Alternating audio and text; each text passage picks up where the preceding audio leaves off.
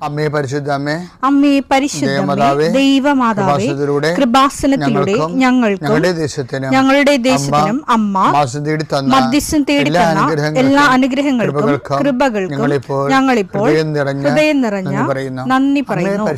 അമ്മേ പരിശുദ്ധമ്മേ, ദൈവമാതാവേ, 2004 ഡിസംബർ 7 ഉച്ചകഴിഞ്ഞ് 2:30 കൃപാസനത്തിൽ സംഭവിച്ച അമ്മയുടെ പ്രത്യക്ഷപ്പെടലിനെ കുറിച്ച് തിരുസഭയ്ക്ക് സമർപ്പിച്ചിരിക്കുന്ന പഠനരേഖകളുടെ മേൽ സഭാത്മകമായ പഠനം ആരംഭിക്കുവാൻ ഞങ്ങൾ പ്രാർത്ഥിക്കുന്നു. അമ്മേ പരിശുദ്ധമേ, ഭൂസ്വർലോകങ്ങളുടെ രാജ്ഞിയായ അങ്ങേയ്ക്ക് ഭൗമസംരക്ഷണത്തിനായി പ്രപഞ്ചപ്രകൃതിയെ തന്നെ തിരുസഭ പ്രതിഷ്ഠിക്കുവാൻ ഈ പ്രത്യക്ഷീകരണം വഴി ഇടയാക്കണമേ. പരിശുദ്ധമേ, ജപമാല മാതാവേ, സകല കൃപാസനം പ്രാർത്ഥനയോടും ചേർത്ത് ഞങ്ങളിപ്പോൾ പ്രാർത്ഥിക്കുന്ന ഈ കുടുംബത്തിന്റെ പ്രത്യേക നിയോഗം പറ മക്കളെ.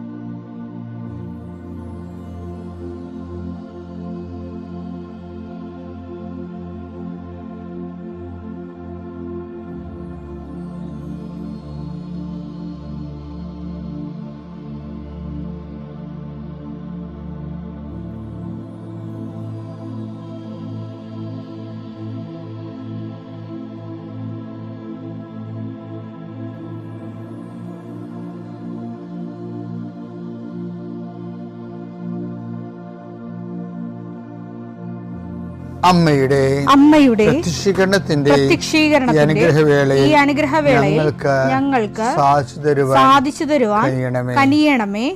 ആമേൻ. വിശ്വാസ പ്രമാണം. സർവശക്തനായ പിതാവും ആകാശത്തിന്റെയും ഭൂമിയുടെയും സൃഷ്ടാവുമായ ദൈവത്തിൽ ഞാൻ വിശ്വസിക്കുന്നു. അവിടുത്തെ ഏകപുത്രനും ഞങ്ങളുടെ കർത്താവുമായ ഈശോമിശിഹായിലും ഞാൻ വിശ്വസിക്കുന്നു. ഈ പുത്രൻ പരിശുദ്ധാത്മാവിനാൽ ഗർഭസ്ഥനായി കന്യകാമറിയത്തിൽ നിന്ന് പിറന്ന് പൊന്തിയോസ് പീലാത്തോസിന്റെ കാലത്ത് പീഡകൾ സഹിച്ച് കുരിശിൽ തറയ്ക്കപ്പെട്ട് മരിച്ച് അടക്കപ്പെട്ട് പാതാളങ്ങളിൽ ഇറങ്ങി മരിച്ചവരുടെ ഇടയിൽ നിന്ന് 3-ാം നാൾ ഉയർത്ത് സ്വർഗത്തിലേക്ക് എഴുന്നള്ളി സർവശക്തിയുള്ള പിതാവായ ദൈവത്തിന്റെ വലതുഭാഗത്തിരിക്കുന്നു. അവിടെ നിന്ന് ജീവിക്കുന്നവരെയും മരിച്ചവരെയും വിധിക്കുവാൻ വരുമെന്നും ഞാൻ വിശ്വസിക്കുന്നു. പരിശുദ്ധാത്മാവിലും ഞാൻ വിശ്വസിക്കുന്നു. വിശുദ്ധ കത്തോലിക്കാ സഭയിലും പുണ്യവാന്മാരുടെ ഐക്യത്തിലും പാപങ്ങളുടെ മോചനത്തിലും ശരീരത്തിന്റെ ഉയർപ്പിലും നിത്യമായ ജീവിതത്തിലും ഞാൻ വിശ്വസിക്കുന്നു. ആമേൻ. സ്വർഗ്ഗസ്ഥനായ ഞങ്ങളുടെ പിതാവേ, അങ്ങയുടെ നാമം പൂജിതമാകണമേ. അങ്ങയുടെ രാജ്യം വരണമേ. അങ്ങയുടെ തിരുമനസ് സ്വർഗത്തിലെ പോലെ ഭൂമിയിലും ആകണമേ. അന്നു വേണ്ടുന്ന ആഹാരം ഇന്ന് ഞങ്ങൾക്ക് തരണമേ. ഞങ്ങളോട് തെറ്റ് ചെയ്യുന്നവരോട് ഞങ്ങൾ ക്ഷമിക്കുന്നത് പോലെ ഞങ്ങളുടെ തെറ്റുകൾ ഞങ്ങളോടും ക്ഷമിക്കണമേ. ഞങ്ങളെ പ്രലോഭനത്തിൽ ഉൾപ്പെടുത്തരുതേ, തിന്മയിൽ ഞങ്ങൾ രക്ഷിക്കണമേ. ആമേൻ. നന്മ നിറഞ്ഞ മറിയമേ, സ്വസ്തി. കർത്താവ് അങ്ങയുടെ കൂടെ സ്ത്രീകളിൽ അങ്ങ് അനുഗ്രഹിക്കപ്പെട്ടവളാകുന്നു. അങ്ങയുടെ ഉദരത്തിൻ ഫലമായി ഈശോ അനുഗ്രഹിക്കപ്പെട്ടവനാകുന്നു. പരിശുദ്ധ മറിയമേ, തമ്പുരാന്റെ അമ്മേ, പാപികളായ ഞങ്ങൾക്ക് വേണ്ടി ഇപ്പോഴും ഞങ്ങളുടെ മരണസമയത്തും തമ്പുരാനോട് അപേക്ഷിക്കണമേ. ആമേൻ. കർത്താവേ, നിന്റെ ഉന്നതമായ നാമത്തിന് സ്തോത്രം ചെയ്യും. കർത്താവേ, നിന്റെ വിശുദ്ധ പൗരോഹിത്യത്തെ മഹത്വപ്പെടുത്തണമേ. കർത്താവേ, സഭയിലുള്ള സാന്നിധ്യം പ്രകടമാക്കണമേ. 40 വർഷം അർപ്പിച്ച കുർബാനയുടെ യോഗ്യതയാൽ കൃപാസ്ഥാനത്താരെ ജീവനോടെ പ്രത്യക്ഷപ്പെട്ട പരിശുദ്ധ അമ്മയുടെ പ്രത്യക്ഷീകരണ സ്ഥിരീകരണത്തിനായി ഇന്ന് കൃപാസ്ഥാനത്താരെ നടക്കുന്ന 10,000-കണക്കിന് മനുഷ്യരുടെ പ്രാർത്ഥനയോട് കൂടെ ദൈവവേദലെ ഞാൻ നിന്നെ ഈശോനാമത്തിൽ ആസ്വദിക്കുന്നു. ജോലി നഷ്ടപ്പെട്ടവരെ, വിസ പ്രോസസ് ചെയ്യാത്തവരെ, വിസ നഷ്ടപ്പെട്ടവരെ, വിസ തീർന്നു പോയവരെ, വിദേശ ജോലിക്ക് വേണ്ടി ശ്രമിക്കുന്നവർ, അതിനുവേണ്ടിയുള്ള ഒരുക്കങ്ങൾ പൂർത്തിയാക്കിക്കൊണ്ടിരിക്കുന്നവർ, ഇടയ്ക്ക് വെച്ച് ആ ഫയൽ ക്ലോസ് ചെയ്തിരിക്കുന്നവർ, പെൻഡിങ് ആയിരിക്കുന്നവർ, വിവാഹം ഒത്തുവരാത്തവർ, ഒത്തുവന്ന വിവാഹം നഷ്ടപ്പെട്ടു പോയതിൻ്റെ വേദന ഉള്ളവർ, മക്കളില്ലാത്തവർ, മക്കൾക്ക് വേണ്ടി ഇപ്പോൾ പ്രഗ്നൻ്റ് ആയിരിക്കുന്നതും അതേസമയം തന്നെ എന്തെങ്കിലും മെഡിക്കലായിട്ടുള്ള കുഴപ്പങ്ങളുള്ളത് വേദനിച്ചിരിക്കുന്നവർ, അവരെല്ലാം അമ്മയുടെ മധ്യസ്ഥത്തിൽ ഈശോ നാമത്തെ ആസ്വദിക്കുന്നു. ഭവനരഹിതര്, വീടില്ലാത്തൊരു, സ്ഥലമില്ലാത്തൊരു, വഴിയില്ലാത്തൊരു വീട് വിൽക്കാൻ ആഗ്രഹിക്കുന്നവരെ, എടുത്ത് മറ്റു സ്ഥലങ്ങളിലേക്ക് പോയി താമസിക്കാൻ ആഗ്രഹിക്കുന്നവർ, അവിടെ നിലവിലുള്ള ദോഷങ്ങളെ ഈശോ നാമത്തിൽ ബന്ധിക്കുന്നു. എൻ്റെ കർത്താവിൻ്റെ ഉന്നതമായ നാമത്തിൽ വെള്ളമില്ലാത്തവർ, ഒത്തിരിയേറെ കുഴൽക്കിണർ കുത്തിയിട്ടും ഒത്തിരി ആഴത്തിൽ കുത്തിയിട്ടും പണം നഷ്ടപ്പെട്ടിട്ടും വെള്ളം കാണാത്തവർ, ആ സ്ഥലം വിൽക്കാൻ പറ്റണില്ല, അവിടെ ജീവിക്കാൻ പറ്റാത്ത വിഷയത്തിലുള്ള എല്ലാ മക്കളെയും കർത്താവിൻ്റെ നാമത്തിൽ ആശീർവദിക്കുന്നു. വീട് പണി തുടങ്ങാൻ പോകുന്നവർ, വീട് പൂർത്തിയാക്കാൻ പോകുന്നവർ, വീട് പരവാസ്ഥലി ആചരിക്കാൻ പോകുന്നവർ, അതിന് സാമ്പത്തിക കടങ്ങളുള്ളവർ, ലോൺ പാസ്സാകാത്തവർ, ലോൺ പ്രോസസ്സിലിരിക്കുന്നവർ, സിവിൽ നോട്ട് കുറവുള്ളവർ, പോയിൻ്റ് കുറവുള്ളവർ, ആ മേഖലകളിലെല്ലാം കർത്താവ് അവിടെ കഴിവിനേക്കാൾ ഉപരി ദൈവത്തിൻ്റെ കൃപ കൊണ്ട് ആ വിഷയം ദൈവ തീരുമാനം ഉണ്ടാകാൻ ഇടയാക്കണമേ. എൻ്റെ കർത്താവിന് ഉന്നതമായ നാമത്തിൽ ഏതെല്ലാം വിഷയങ്ങൾ വിട്ടുപോയിട്ടുണ്ടെങ്കിൽ അങ്ങനെ മക്കളതെല്ലാം മനസ്സിൽ ഓർക്കുന്ന ഈ സമയത്ത് ഞാൻ അതിനെക്കൂടി അഡ്രസ്സ് ചെയ്തുകൊണ്ട് ഈശോയുടെ നാമത്തിൽ ആശീർവദിക്കുന്നു. നിത്യം പിതാവും പുത്രനും പരിശുദ്ധാത്മാവിനെ നീക്കുവാമേ. എൻ്റെ പ്രിയപ്പെട്ടവരെ, നമ്മൾ ഭൂതം, വർത്തമാനം, ഭാവി, ഈ വിഷയങ്ങളിലുള്ള ദൈവത്തിൻ്റെ നിരീക്ഷണം, അതനുസരിച്ച് നമ്മുടെ ജീവിതത്തിൻ്റെ ക്രമീകരണം, അത് ആധ്യാത്മിക ജീവിതത്തിലുണ്ടാകുന്ന ഔന്നത്യം ഈ ദിവസം ചർച്ചയാക്കിയത്. ഇന്ന് അതിനോടനുബന്ധിച്ച് മറ്റൊരു വചനമാണ് നമ്മൾ ചർച്ചയാക്കുന്നത്. ഹെബ്രായർ 4:13. അവന്റെ മുമ്പിൽ ഒരു സൃഷ്ടിയും മറഞ്ഞിരിക്കുന്നില്ല. അവിടുത്തെ കൺമുൻപിൽ സകലതും അനാവൃതവും വ്യക്തവുമാണ്. നാം കണക്ക് ബോധിപ്പിക്കേണ്ടതും അവിടുത്തെ സന്നിധിയിലാണ്. ഇതൊരു വിഷയം, ദൈവം നമ്മുടെ ഭാവിയെ വർത്തമാനം പോലെ കാണുന്നു എന്നുള്ളതാണ് ഉടമ്പടിയുടെ ചിറക്ക് സാവധാനത്തിലാകാൻ കാരണം. ചില പറയത്തില്ലേ, അച്ഛൻ പറഞ്ഞില്ല ഉടമ്പടി ഉടനടി പരിഹാരമെന്ന്, പക്ഷേ അത്രയും വലിയ മാറ്റം ഉണ്ടായില്ല എന്ന് പറയും. അപ്പോൾ അനേകം മക്കൾക്ക് കൃപാസനം പത്രത്തിലുള്ള ഫ്രണ്ട് പേജും സെക്കൻഡ് പേജിലുള്ള എല്ലാം ഉടമ്പടി ഉടനടി പരിഹാരമുള്ളത് തന്നെയാണ്. അപ്പോൾ എന്നാലും കുറേ ആൾക്കാർക്ക് ഉടമ്പടി ലാഗ് ചെയ്യുന്നുണ്ട്. അതൊരു കാരണം, നിങ്ങൾ ഈ വയറ്റിപ്പഴപ്പിന് വേണ്ടി ഇപ്പോഴത്തെ ഒരു ആവശ്യത്തിന് വേണ്ടി കുറച്ച് കുമ്പസാരവും ദാനപ്രവർത്തനവും ഒക്കെ ആയിട്ട് ജീവിച്ച് ആ ഒരു ടൈം എങ്ങനെയെങ്കിലും മാനേജ് ചെയ്ത് പോകും. പക്ഷെ നിങ്ങൾ ഭാവിയിൽ നിങ്ങൾ ആരാണെന്നുള്ള ദൈവത്തിന് അറിയാം. അതാണ് ഒറ്റ പ്രശ്നം, വലിയൊരു പ്രശ്നമാണത്. കാരണം അടുത്ത കൊല്ലം ഈ കാലങ്ങളിൽ നിങ്ങൾ ഇന്നത്തെ വിശുദ്ധി അടുത്ത കൊല്ലം ഉണ്ടാകുമോ? ശരിക്കും കാലത്തിനൊപ്പം വളരേണ്ടതല്ലേ വിശുദ്ധിയും ശക്തിയും ദൈവ ചൈതന്യവും. അടുത്ത കൊല്ലം ഒരു പക്ഷേ ഇതിനേക്കാൾ പണ്ടാരക്കുഴിയിലായിരിക്കും നിങ്ങൾ. ഇതിനേക്കാൾ പാപവും, ഇതിനേക്കാൾ തോന്നിവാസവും, ഇതിനേക്കാൾ ഭക്തിയും കുറവും, ഇതിനേക്കാൾ പരസ്നേഹമില്ലായ്മയും അങ്ങനെയുള്ളൊരു അവസ്ഥ ആയിരിക്കും. പക്ഷെ ദൈവത്തിന് അത് ഇപ്പം അറിയാം, അതാ കുഴപ്പം. അപ്പം നിങ്ങൾ എന്ത് യേശുസ്തോത്രം പറഞ്ഞാലും ദൈവം ഏക്കാത്തതിൻ്റെ കാരണം അടുത്ത കൊല്ലം നിങ്ങൾ അതാത് ഇംഗിതത്തിനനുസരിച്ച് കൊണ്ട് അപ്പോഴപ്പോഴുള്ള ലാഭത്തിന് വേണ്ടി ദൈവത്തെ വിറ്റിട്ടുള്ള ആളായിരിക്കും. ഇത് നമ്മൾ അഡ്രസ്സ് ചെയ്തില്ലെങ്കിൽ ദൈവത്തെ വളരാൻ പറ്റത്തില്ല. ഇതിനോടനുബന്ധിച്ചുകൊണ്ട് വേറെ പല വചനങ്ങളുണ്ട്. സങ്കീർത്തനം 139:16. എനിക്ക് രൂപം ലഭിക്കുന്നതിന് മുൻപ് തന്നെ, എനിക്ക് ഒരു രൂപം ലഭിക്കുന്നതിന് മുമ്പ് തന്നെ അവിടുത്തെ കണ്ണുകൾ എന്നെ കണ്ടു. എനിക്ക് നിശ്ചയിക്കപ്പെട്ടിട്ടുള്ള എനിക്ക് രൂപം ലഭിക്കുന്നതിന് മുമ്പ് തന്നെ അവിടുത്തെ കണ്ണുകൾ എന്നെ കണ്ടു. എനിക്ക് നിശ്ചയിക്കപ്പെട്ടിട്ടുള്ള നാളുകൾ ഉണ്ടാകുന്നതിന് മുൻപ് തന്നെ അങ്ങയുടെ പുസ്തകത്തിൽ അവ എഴുതപ്പെട്ടു.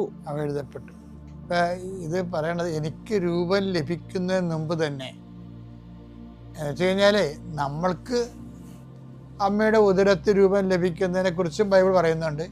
പക്ഷെ നമ്മൾക്ക് ഒരു വിഷയത്തെക്കുറിച്ച് രൂപം കിട്ടത്തില്ല. ഇത്ര ആൾക്കാർ പറഞ്ഞില്ലേ ഒരു രൂപവും ഇല്ലച്ചാന്ന് പറയത്തില്ലേ. അപ്പം നമുക്കൊരു വിഷയത്തെക്കുറിച്ച്, ഒരു തിന്മയെക്കുറിച്ച്, നമ്മൾ വീഴാൻ പോകുന്ന പാവത്തെക്കുറിച്ച് നമുക്കൊരു രൂപം കിട്ടണ മുമ്പ് തന്നെ നീ അതിൽ വീഴുമെന്ന് ദൈവത്തിന് അറിയാം. അതും ഒരു അപകടകരമാണ്.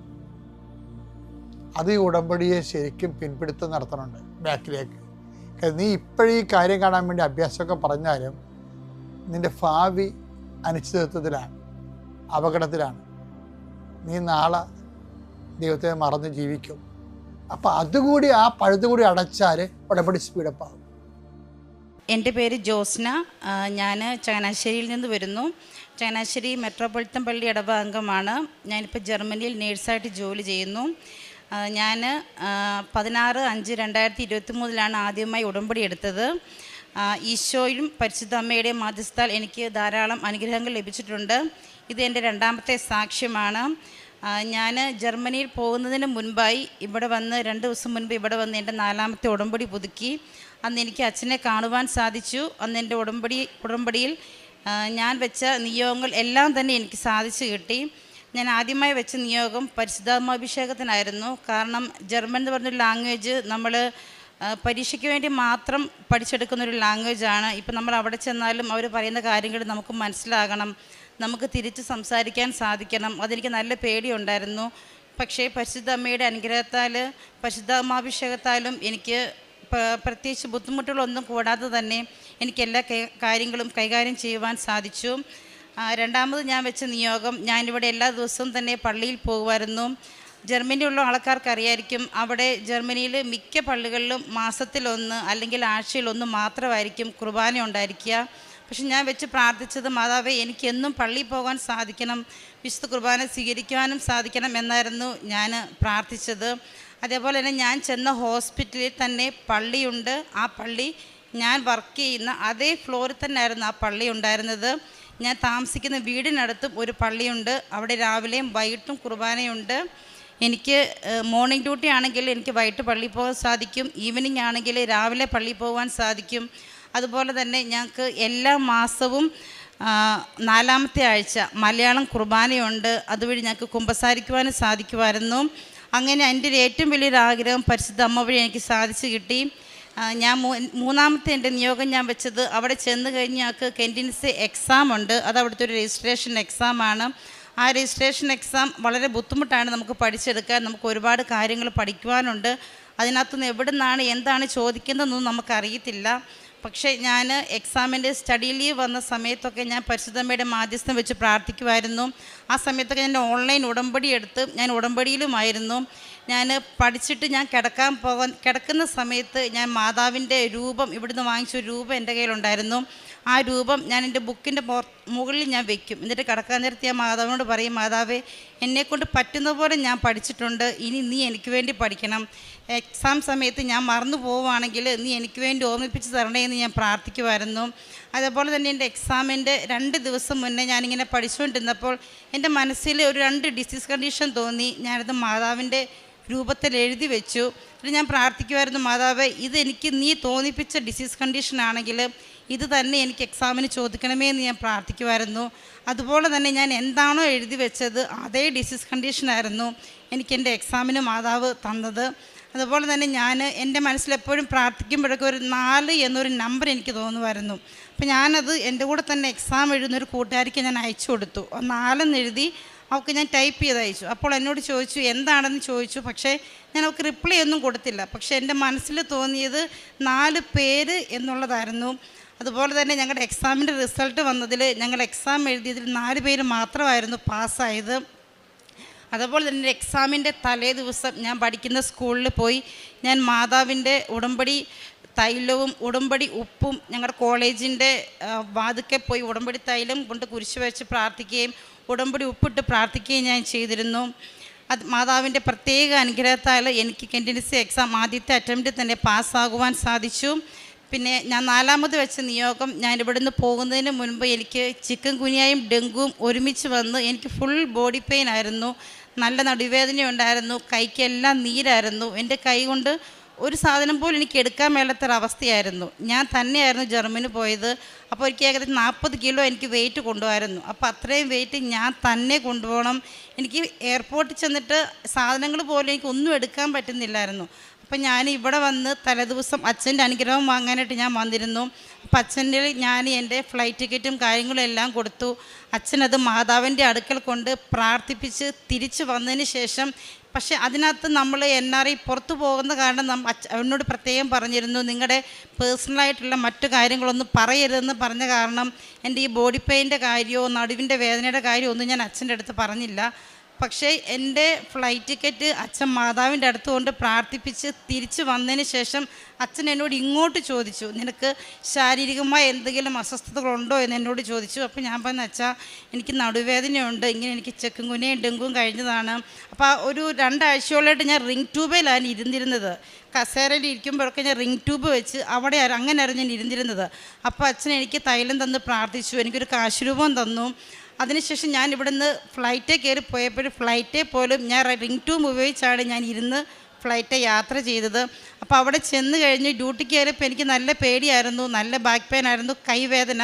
പക്ഷെ അവിടെ ചെന്ന് ഞാൻ അച്ഛൻ തന്ന കാശുരൂപം ഒരു കറുത്ത ചരടെ കെട്ടി എൻ്റെ അരയെ കെട്ടി, എന്നിട്ട് ഞാൻ പ്രാർത്ഥിക്കുമായിരുന്നു, മാതാവേ നീ എൻ്റെ കൂടെ ഉണ്ടാവണം നടുവേദന പേരിൽ. കാരണം ഈ ഒരു പ്രൊഫഷനിൽ നമ്മൾ രോഗികളെ തിരിക്കുകയും മറിക്കുകയും ചെയ്യുമ്പോൾ എന്തായാലും നമുക്ക് നടുവിന് വേദന വരും. പക്ഷേ മാതാവിൻ്റെ പ്രത്യേക അനുഗ്രഹത്താൽ എനിക്ക് പ്രത്യേകമായ വേദനകളോ കൈയുടെ വേദനയൊക്കെ എങ്ങനെ പോയെന്ന് തന്നെ എനിക്കറിയത്തില്ല. അത്രയും ലഗേജ് ഞാൻ കൊണ്ടുപോയി എങ്കിലും അവിടെ ചെന്നിട്ട് എനിക്ക് അതിൻ്റേതായ ഒരു ബുദ്ധിമുട്ടും എനിക്ക് തോന്നിയില്ല. ഒരു ബുദ്ധിമുട്ടും കൂടാതെ മാതാവിൻ്റെ സംരക്ഷണത്താൽ എനിക്ക് സുഖമായി യാത്ര ചെയ്ത് അവിടെ എത്തിച്ചേരുവാൻ സാധിച്ചു. ഇവിടുന്ന് ഞാൻ ജർമ്മനി ചെന്ന് കഴിഞ്ഞ് ഒരിക്കലും എൻ്റെ ഫോണ് ട്രെയിനിൽ മിസ്സായിപ്പോയി. അപ്പോൾ അവിടെ ട്രെയിനിലൊക്കെ ഒരു ഫോൺ മിസ്സായി പോകാമെന്ന് പറഞ്ഞ് ഒരിക്കലും നമുക്ക് തിരിച്ച് കിട്ടില്ലത്. പക്ഷെ ഞാനപ്പോൾ അത് ഫോൺ വീട്ടിൽ തിരിച്ചെത്തിയപ്പോഴാണ് എൻ്റെ ഫോൺ കയ്യിലില്ല, മിസ്സായി പോയെന്ന് ഞാൻ മനസ്സിലാക്കിയത്. അപ്പം ഞാൻ പ്രത്യേകിച്ച് അമ്മയെ മാതാവ് അമ്മയുടെ പ്രത്യക്ഷീകരണത്തിന് സ്ഥിരം സാക്ഷിയെ എന്നെ ഉയർത്തണമേ എന്ന് ഞാൻ മനസ്സിൽ കുറേ പ്രാവശ്യം ഉരുവിട്ട് പ്രാർത്ഥിച്ചു. പിന്നെ ഞാൻ മാതാവിനോട് പറഞ്ഞു, അമ്മേ എൻ്റെ ഫോൺ എനിക്ക് തിരിച്ച് കിട്ടുവാണെങ്കിൽ ഞാൻ ഇവിടെ വന്ന് സാക്ഷ്യം പറഞ്ഞേക്കാമെന്ന് നേർന്നിരുന്നു. അതുപോലെ തന്നെ ഒരു 3/4 മണിക്കൂർ എടുത്തില്ല. അതിന് മുൻപേ തന്നെ എൻ്റെ ഒരു കൂട്ടുകാരത്തി എൻ്റെ ഫോണിലേക്ക് വിളിച്ചു. അപ്പോൾ ആരോ ഒരാൾ ഫോൺ എടുത്തു കഴിഞ്ഞ് അവർ ഇന്ന സ്ഥലത്ത് ചെല്ലാൻ പറഞ്ഞു. അപ്പം ഞാൻ അവിടെ ചെല്ലുന്നതിന് മുന്നേ തന്നെ എൻ്റെ കൂട്ടുകാരത്തി അവിടെ ചെന്നിരുന്നു. അപ്പം ഞാൻ ഇരുന്ന സീറ്റിൽ ഞാൻ വീടിൻ്റെ താക്കോൽ എടുക്കാനായിട്ട് കയ്യിലിരുന്ന ഫോൺ ആ സീറ്റിൽ വെച്ചിട്ടാണ് ഞാൻ ബാഗിൽ നിന്ന് താക്കോൽ എടുത്തത്. എന്നിട്ട് ഞാൻ തിരിച്ച് ഫോൺ എടുക്കാൻ മറന്നുപോയി. പക്ഷേ അവൾ വിളിച്ചപ്പോഴത്തേനും ആ ട്രെയിനിൻ്റെ ഓടിക്കുന്ന ആളായിരുന്നു ഫോൺ എടുത്തത്. അപ്പോൾ അവരെന്നിട്ട് പറഞ്ഞു, ആ സീറ്റിൽ ഞാൻ കഴിഞ്ഞിരിക്കാൻ വന്ന ആൾക്ക് ഈ ഫോൺ കിട്ടി. അവർ മാതാവിൻ്റെ കൃപ ഒന്നുകൊണ്ടും മാത്രമാണ്, അല്ലെങ്കിൽ ഒരിക്കലും ഒരു ഫോണൊന്നും നഷ്ടപ്പെട്ടു പോയാൽ ഒരിക്കലും തിരിച്ചു കിട്ടുന്നതല്ല. അവർ അതെടുത്ത് അത് ട്രെയിൻ ഓടിക്കുന്ന ആടകയിൽ കൊടുത്തു. ഒരു 3/4 മണിക്കൂറിനുള്ളിൽ തന്നെ എനിക്ക് എൻ്റെ ഫോൺ എൻ്റെ കയ്യിൽ തിരിച്ചു കിട്ടി. അത് കഴിഞ്ഞ് ഞാൻ എൻ്റെ കെൻഡിനിസ് എക്സാം കഴിഞ്ഞിട്ട് അവിടെ നമ്മൾ വിസ പുതുക്കണം. വിസ പുതുക്കുന്നതിൻ്റെ സമയത്ത് എനിക്ക് താമസം നേരിട്ട് എനിക്ക് ജോലി ഇല്ലാത്തൊരവസ്ഥയായിപ്പോയി. അപ്പോൾ ജോലി ചെയ്യാൻ പാടില്ല, വിസ ഇല്ലാണ്ട് നമുക്ക് അവിടെ ജോലി ചെയ്യാൻ പറ്റത്തില്ല. അപ്പം ഞാൻ ശരിക്കും ജോലിക്ക് കയറേണ്ട ദിവസം കഴിഞ്ഞ് കഴിഞ്ഞപ്പോഴത്തേനും ഞാൻ രാവിലെ കുർബാന കഴിഞ്ഞ് ഞാൻ വീട്ടിൽ വരാതെ നേരിട്ട് വിസ ഓഫീസിൽ പോകും. അവിടെ ചെന്ന് കുറേ പ്രാവശ്യം വിശ്വാസ പ്രമാണം ചൊല്ലി ഉടമ്പടി ഉപ്പും ആ വിസ ഓഫീസിൻ്റെ പരിസരത്തെല്ലാം ഉടമ്പടി ഉപ്പ് കിട്ടും. വിസ ഓഫീസിൻ്റെ വാതിക്കയിൽ ഉടമ്പടി തൈലം കൊണ്ട് കുരിശും വരച്ച് ഞാൻ പ്രാർത്ഥിച്ചു. 2ാമത്തെ ദിവസവും ഞാൻ ഇതേപോലെ തന്നെ പോയി ഞാൻ തിരിച്ച് വീട്ടിൽ വന്നപ്പം ഫോൺ ചാർജ് ചെയ്യാൻ എടുത്തപ്പോൾ എൻ്റെ ഫോണിലൊരു മെയിൽ വന്ന് കിടപ്പുണ്ട്. അപ്പോൾ അവിടെ നമ്മൾ വിസ പുതുക്കുന്നതിന് മുമ്പ് നമ്മൾ ബയോമെട്രിക് ചെയ്യും. ബയോമെട്രിക് കഴിഞ്ഞിട്ട് 1 മാസം അല്ല 1.5 മാസം 2 മാസം കഴിഞ്ഞ് നമുക്ക് വിസ കിട്ടത്തുള്ളൂ. പക്ഷേ അന്ന് ഞാൻ അവിടെ ബയോമെട്രിക്കിന് ചെന്നതാണ്. പക്ഷേ എനിക്ക് ഇനിയും ഞാൻ 2 മാസം കാത്തിരുന്നാൽ എനിക്ക് ജോലിയുള്ളൂ. ജോലിയില്ലാണ്ട് ഞാൻ വീട്ടിലിരിക്കുക. പക്ഷെ ഞാൻ അവിടെ വിസ ഓഫീസിൽ ചെന്ന് അകത്ത് കയറി. അപ്പോൾ അവരെൻ്റെ പേപ്പറുകളൊക്കെ നോക്കിയ സമയത്ത് എൻ്റെ കയ്യിൽ ഉടമ്പടി ഉപ്പുണ്ടായിരുന്നു. ഞാൻ ഉപ്പ് ആ ടേബിളിൽ ഇട്ടിട്ട് ഞാൻ പ്രാർത്ഥിച്ചു, മാതാവേ നീ പ്രവർത്തിക്കണം, എനിക്ക് ജോലി വേണം, ജോലിയില്ലാണ്ട് നമ്മൾ വാടക കൊടുക്കണം, എനിക്ക് നിൽക്കാൻ പറ്റില്ല എന്ന് മാതാവിനോട് ഞാൻ പ്രത്യേകം പ്രാർത്ഥിച്ചു. അതിൻ്റെ ഫലമായി അവരെൻ്റെ അടുത്ത് ചോദിച്ചു, ഓക്കെ കഴിഞ്ഞു, ക്ലിയറായി, വിസ കിട്ടുമ്പോൾ നിങ്ങളെ വിളിക്കാൻ പൊക്കോളാൻ പറഞ്ഞു. അപ്പോൾ എനിക്ക് എന്തോ ഒരു തോന്നൽ തോന്നി. ഞാൻ പറഞ്ഞു എനിക്ക് ജോലിയില്ല, എനിക്ക് വിസ കിട്ടുമോ എന്ന് ചോദിച്ചു. അപ്പോൾ അവർ പറഞ്ഞു ജോലിയില്ലെങ്കിൽ ഓക്കെ. അപ്പോൾ അവരകത്ത് ചെന്ന് ആരോടോ സംസാരിച്ചിട്ട് തിരിച്ചു വന്ന് ഒരു പേപ്പറിൽ ജോലി ചെയ്യാൻ അനുവാദം ഉണ്ട് എന്ന് എഴുതി മാത്രം ഒരു പേപ്പർ എനിക്ക് തന്നു. അങ്ങനെ എനിക്ക് അന്ന് തന്നെ എനിക്ക് ആ ഒരു പേപ്പർ കിട്ടി. അപ്പോൾ ഞാനത് ഞങ്ങളുടെ ഹോസ്പിറ്റലിൽ ചെന്നാൽ അവർ ആക്സെപ്റ്റ് ചെയ്യുമോ ഇല്ലയോ എന്ന് എനിക്കറിയില്ല. കാരണം ഒരു വൈറ്റ് പേപ്പറെ മാത്രമാണ് അവർ എനിക്കത് എഴുതി തന്നത്. അപ്പം ഞാനത് ഹോസ്പിറ്റലിൽ ചെന്നപ്പോൾ ഏകദേശം 12:30 മണി ആയപ്പോഴാണ് ഞാൻ ഹോസ്പിറ്റലിൽ ചെന്നത്. ഹോസ്പിറ്റലിൽ ചെന്ന് ഞാൻ അത് കൊടുത്തപ്പോൾ അവർ അപ്പം തന്നെ അത് ആക്സെപ്റ്റ് ചെയ്തിട്ട് എന്നോട് പറഞ്ഞു ഈവനിങ് ഡ്യൂട്ടി ഞങ്ങൾക്ക് തുടങ്ങുന്നത് 1 മണിക്കാണ്. പറഞ്ഞു ജോസ്ന റെഡി ആണെങ്കിൽ ഇന്ന് തന്നെ ജോലിക്ക് കയറിക്കോളാൻ പറഞ്ഞു. എനിക്ക് അന്ന് തന്നെ പരിശുദ്ധ അമ്മയുടെ അനുഗ്രഹത്താൽ ജോലിക്ക് കയറാൻ സാധിച്ചു. അതും കഴിഞ്ഞ് എനിക്ക് 2.5 മാസം കഴിഞ്ഞാണ് എനിക്ക് വിസ കിട്ടിയത്. വിസ കിട്ടുന്നതിന് മുമ്പ് തന്നെ ഒരു വൈറ്റ് പേപ്പറിൻ്റെ അനുഗ്രഹത്താൽ മാതാവിൻ്റെ പ്രത്യേക അനുഗ്രഹത്താൽ എനിക്ക് ജോലി ചെയ്യാൻ സാധിച്ചു. പിന്നെ അതേപോലെ തന്നെ ഞാൻ പ്രേക്ഷിത പ്രവർത്തനമായിട്ട് ചെയ്തുകൊണ്ടിരുന്നത്, ഇവിടുന്ന് പോയപ്പോൾ ഞാൻ പത്രം കൊണ്ടാണ് പോയത്. ഞാൻ അവിടെ ചെന്ന് പത്രം കൊടുത്തായിരുന്നു. പിന്നെ ഞാൻ ഇവിടുന്ന് പോയപ്പോൾ കുറേ കാശ് രൂപങ്ങൾ വാങ്ങിച്ചുകൊണ്ട് പോയി. അപ്പോൾ അവിടെ ചെന്ന് കഴിഞ്ഞ് അവിടുത്തെ എൻ്റെ കഴുത്തയിൽ മാതാവിൻ്റെ ഉടമ്പടി കാശ് രൂപം കിടപ്പുണ്ട്. അപ്പോൾ അത് കാണുമ്പോൾ അവർ ചോദിക്കും ഇത് ആരാ എന്താണെന്നൊക്കെ ചോദിക്കുമ്പം മാതാവിൻ്റെ കാര്യങ്ങളും പറഞ്ഞ്, പിന്നെ അവർക്ക് എന്തെങ്കിലും രോഗങ്ങൾ പറയുവാണെങ്കിൽ ഞാൻ ഉടമ്പടി തൈലം അവരുടെ ശരീരത്തിൽ കുരിശ് വെച്ച് പ്രാർത്ഥിക്കുമായിരുന്നു. പിന്നെ കാശുരൂപം ആവശ്യമെന്ന് തോന്നുന്ന ആൾക്കാർക്ക് ഞാൻ ആ കാശുരൂപം കൊടുത്ത് പ്രാർത്ഥിക്കുമായിരുന്നു. പിന്നെ പ്രൊഫഷണലി നേഴ്സ് ആയതും കൊണ്ട് രോഗികളുടെ അടുത്ത് കൂടുതലും സൗമ്യമായിട്ടും മര്യാദയോടും പെരുമാറുവാൻ എനിക്ക് സാധിക്കുന്നുണ്ട്. പിന്നെ ഉടമ്പടി ധ്യാനം ഞാൻ മുടങ്ങാതെ കൂടാറുണ്ട്. അത് ഞാൻ അപ്പോൾ തന്നെ ഷെയർ ചെയ്യാറുണ്ട്. പിന്നെ 5:30 മണിയുടെ ഡെയിലി ബ്രെഡും അതും ഞാൻ മുടങ്ങാതെ കൂടാറുണ്ട്. പിന്നെ പരിശുദ്ധ അമ്മയുടെ അനുഗ്രഹത്താൽ ഞാൻ എൻ്റെ ഇത്രയും ജീവിത കാലയളവിൽ നമ്മൾ വിശ്വാസത്തോടെ എന്ത് പ്രാർത്ഥിച്ചാലും, അമ്മയുടെ മാധ്യസ്ഥാൽ ഈശോയുടെ എന്ത് പ്രാർത്ഥിച്ചാലും നമുക്ക് സാധിച്ച് കിട്ടും എന്നൊരു വിശ്വാസം എനിക്കുണ്ട്.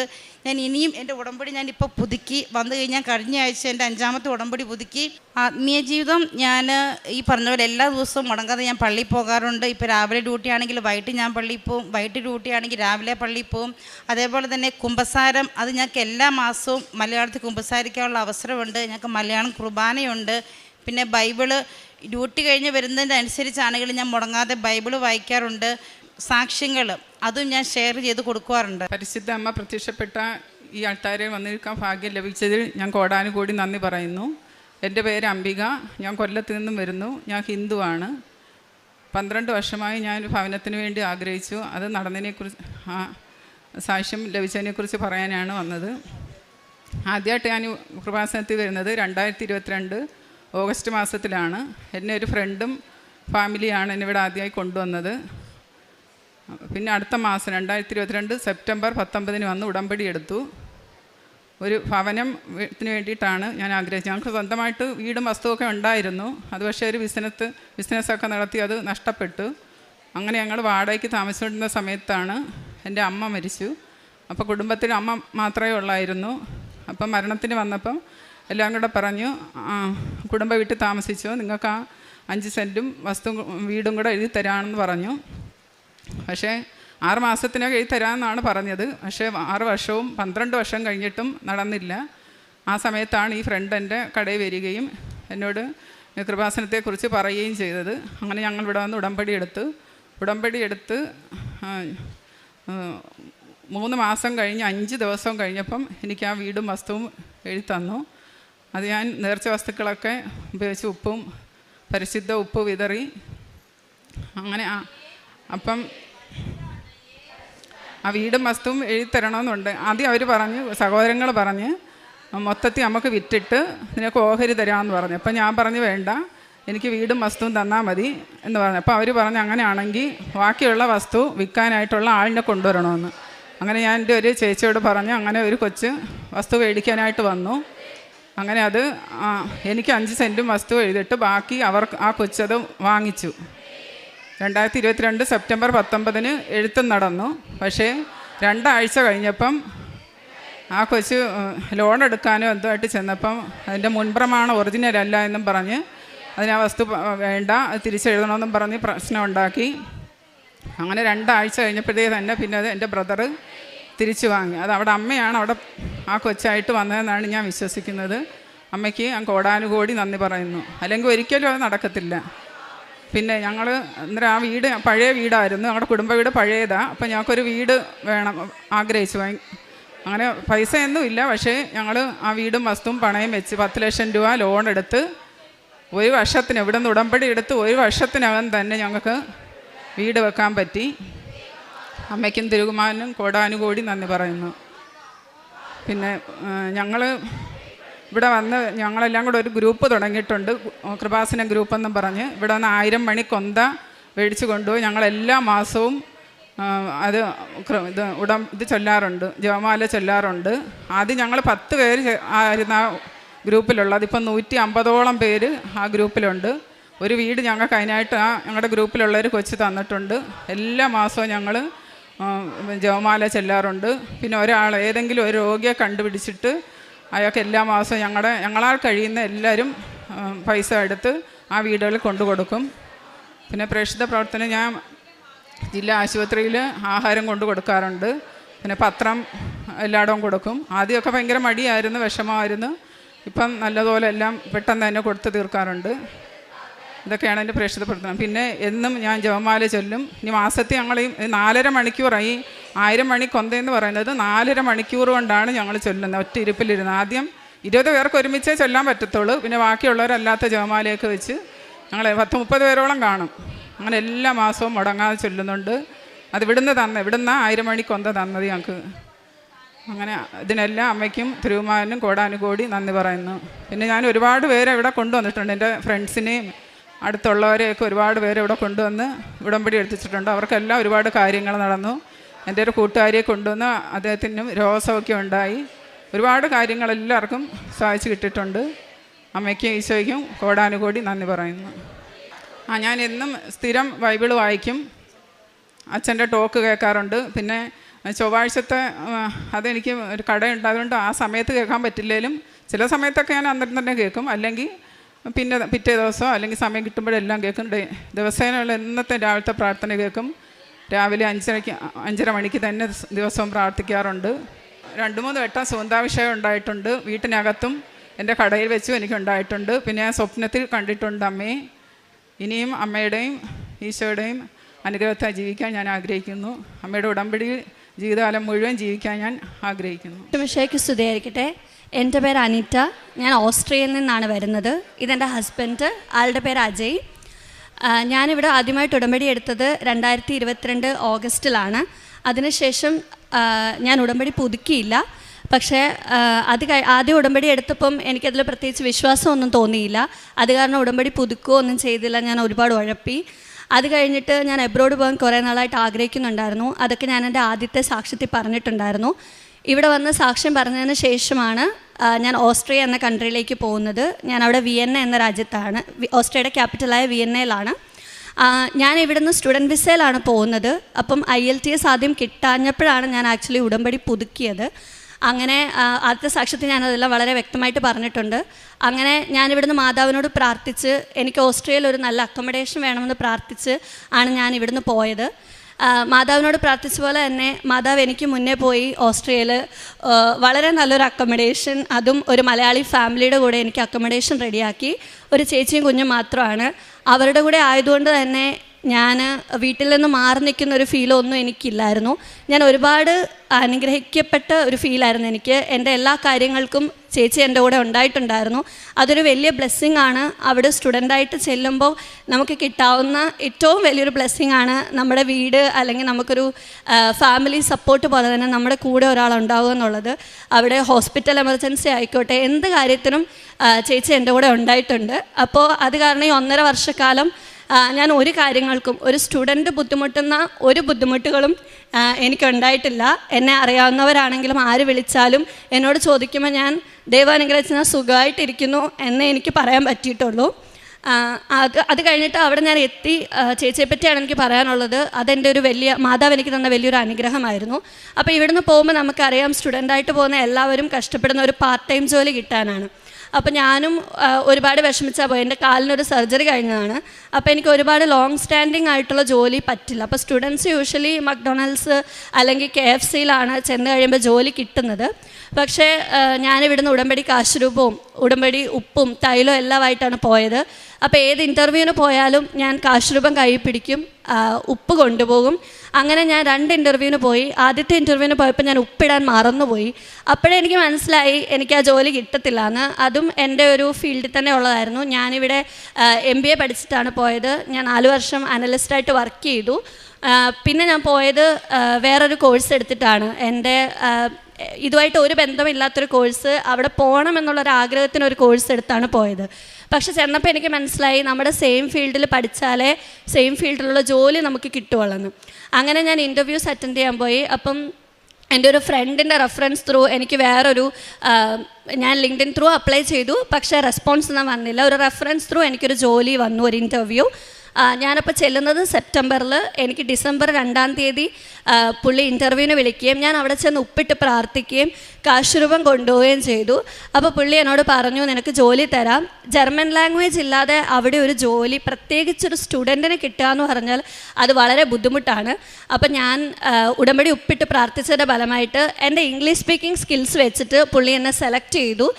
ജർമ്മൻ വേണ്ടതെന്ന് ഞാൻ അങ്ങോട്ട് ചോദിച്ചപ്പോൾ പുള്ളി പറഞ്ഞു, ഇപ്പോൾ കുഴപ്പമില്ല, നമുക്ക് ഇംഗ്ലീഷ് വെച്ച് സ്റ്റാർട്ട് ചെയ്യാം, നീ പയ്യെ പഠിച്ചാൽ മതി എന്ന് പറഞ്ഞു. അങ്ങനെ 8 hours ഉള്ളായിരുന്നെങ്കിൽ പോലും സ്റ്റുഡൻറ്റ് ലൈഫിലിരിക്കുമ്പം എനിക്ക് കിട്ടിയ മാതാവിൻ്റെ ഏറ്റവും വലിയൊരു റെക്കമെൻഡേഷനായിരുന്നു എൻ്റെ വർക്ക് ഫ്രം ഹോം ജോലിയായിരുന്നു. ഇവിടുന്ന് ചെല്ലുമ്പോൾ അറിയാം ക്ലൈമറ്റൊക്കെ ആയിട്ട് യൂസ്ഡ് ആവാൻ കുറച്ച് സമയം എടുക്കും. പക്ഷേ ആ വിൻ്ററിൻ്റെ സമയത്തും തണുപ്പത്തും ഒന്നും ജോലിക്ക് പുറത്തു പോലും പോകേണ്ട അവസ്ഥ എനിക്ക് വന്നില്ല. വീട്ടിൽ തന്നെ ഇരുന്ന് 8 hours ആണെങ്കിൽ പോലും അത്യാവശ്യം 8 hours നല്ലൊരു പേ, എനിക്ക് അവിടുത്തെ ചിലവുകൾ മാനേജ് ചെയ്യാൻ പറ്റുന്ന പോലെ ഒരു 8 hours സീനിയർ കൺസൾട്ടൻ്റ് എന്ന പൊസിഷനിലേക്ക് എനിക്കൊരു ജോലി ലഭിച്ചു. അതാണ് എൻ്റെ ആദ്യത്തെ സാക്ഷ്യം. അതാണ് എൻ്റെ 2ാമത്തെ സാക്ഷ്യം. പിന്നീട് എനിക്ക് പറയാനുള്ളത്, അത് കഴിഞ്ഞ് ഞാൻ ആ ജോലിയിൽ നന്നായിട്ട് പോകുമായിരുന്നു. പെട്ടെന്ന് ഒരു ദിവസം യൂണിവേഴ്സിറ്റിയിൽ നിന്ന് ഞാൻ തിരിച്ചു വന്നപ്പം ഞങ്ങൾക്കൊരു മീറ്റിംഗ് ഉണ്ടായിരുന്നു. ആ മീറ്റിങ്ങിൽ പുള്ളി ഇങ്ങനെ പറഞ്ഞു, പുള്ളിക്ക് ജർമ്മൻ അറിയാത്തവരെ പുള്ളിക്ക് കണ്ടിന്യൂ ചെയ്യാൻ പറ്റത്തില്ല, കാര്യം പുള്ളിയുടെ ഇംഗ്ലീഷ് ക്ലയൻസൊക്കെ പോയി എന്ന് പറഞ്ഞു. അപ്പം ഞാൻ ഈശോയുടെ രൂപം നോക്കി ഒരുപാട് കരഞ്ഞു. കാര്യം എനിക്കാണ് ലോങ് സ്റ്റാൻഡിങ് ജോലിക്ക് പോകാൻ പറ്റത്തില്ല. ഇതായിരുന്നു ആകെയുള്ളൊരു ഹോപ്പ്. പുള്ളി അവേഴ്സ് കൂട്ടി തരുമെന്നായിരുന്നു എൻ്റെ പ്രതീക്ഷ. പക്ഷേ 8 hours എന്നുള്ളത് ജോലി ഇല്ലാത്തൊരവസ്ഥയിലേക്ക് എത്തി. പക്ഷെ അപ്പോഴും ഞാൻ ഈശോയെ തള്ളി പറഞ്ഞില്ല. ഞാൻ ബൈബിൾ എടുത്ത് വെച്ചിട്ട് കരഞ്ഞു പ്രാർത്ഥിച്ചു. പക്ഷെ ഞാൻ ഈശോയോട് പറഞ്ഞത്, ഞാൻ ഉടമ്പടി എടുത്തതാണ്, അപ്പോൾ എനിക്ക് ഉറപ്പുണ്ട് ഈ ജോലി പോയാൽ വേറെ ഇതിനേക്കാൾ നല്ലൊരു ജോലി എനിക്ക് ഈശോയും മാതാവും കൊണ്ടുതരും. അത് കാരണം ഞാൻ ഈശോയെ ഒരിക്കലും തള്ളി പറഞ്ഞില്ല. ഞാൻ ഈശോയ്ക്ക് നന്ദി പറഞ്ഞു എൻ്റെ ആ ജോലി പോയതിന്. ഞാൻ ഈശോയോട് പറഞ്ഞു, ഈശോ ഐ ട്രസ്റ്റ് യു, എനിക്ക് ഉറപ്പുണ്ട് ഈ ജോലിക്ക് പകരം എനിക്ക് നല്ലൊരു ജോലി നീ തരുമെന്ന്.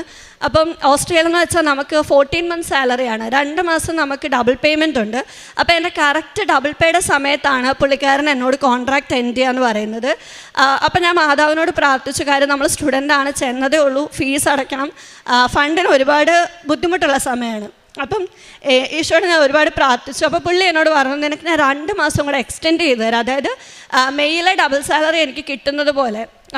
അവേഴ്സ് കുറവായതുകൊണ്ട് തന്നെ ഡബിൾ സാലറി എന്ന് പറയുമ്പോൾ നമുക്ക് വലിയ എമൗണ്ട് അല്ലെങ്കിൽ പോലും കിട്ടിയത് വെച്ച് നോക്കുമ്പോൾ എനിക്ക് ആ ഡബിൾ പേയ്മെൻറ്റ് പുള്ളിക്ക് തരാതിരിക്കാം. പക്ഷെ മാതാവ് ഇടപെട്ടാണെന്ന് തോന്നുന്നു, എനിക്ക് ആ ഡബിൾ പേയ്മെൻറ്റും പുള്ളി തന്നു. വളരെ സ്നേഹമായിട്ട് പുള്ളി, നീ നല്ല രീതിയിൽ വർക്ക് ചെയ്തുകൊണ്ട് ഞാൻ നിനക്ക് എക്സ്റ്റൻഷൻ തരാമെന്ന് പറഞ്ഞു. ഒരു 2 months എനിക്ക് വേറെ ജോലി തപ്പാനുള്ള ഒരു സമയം തന്നു.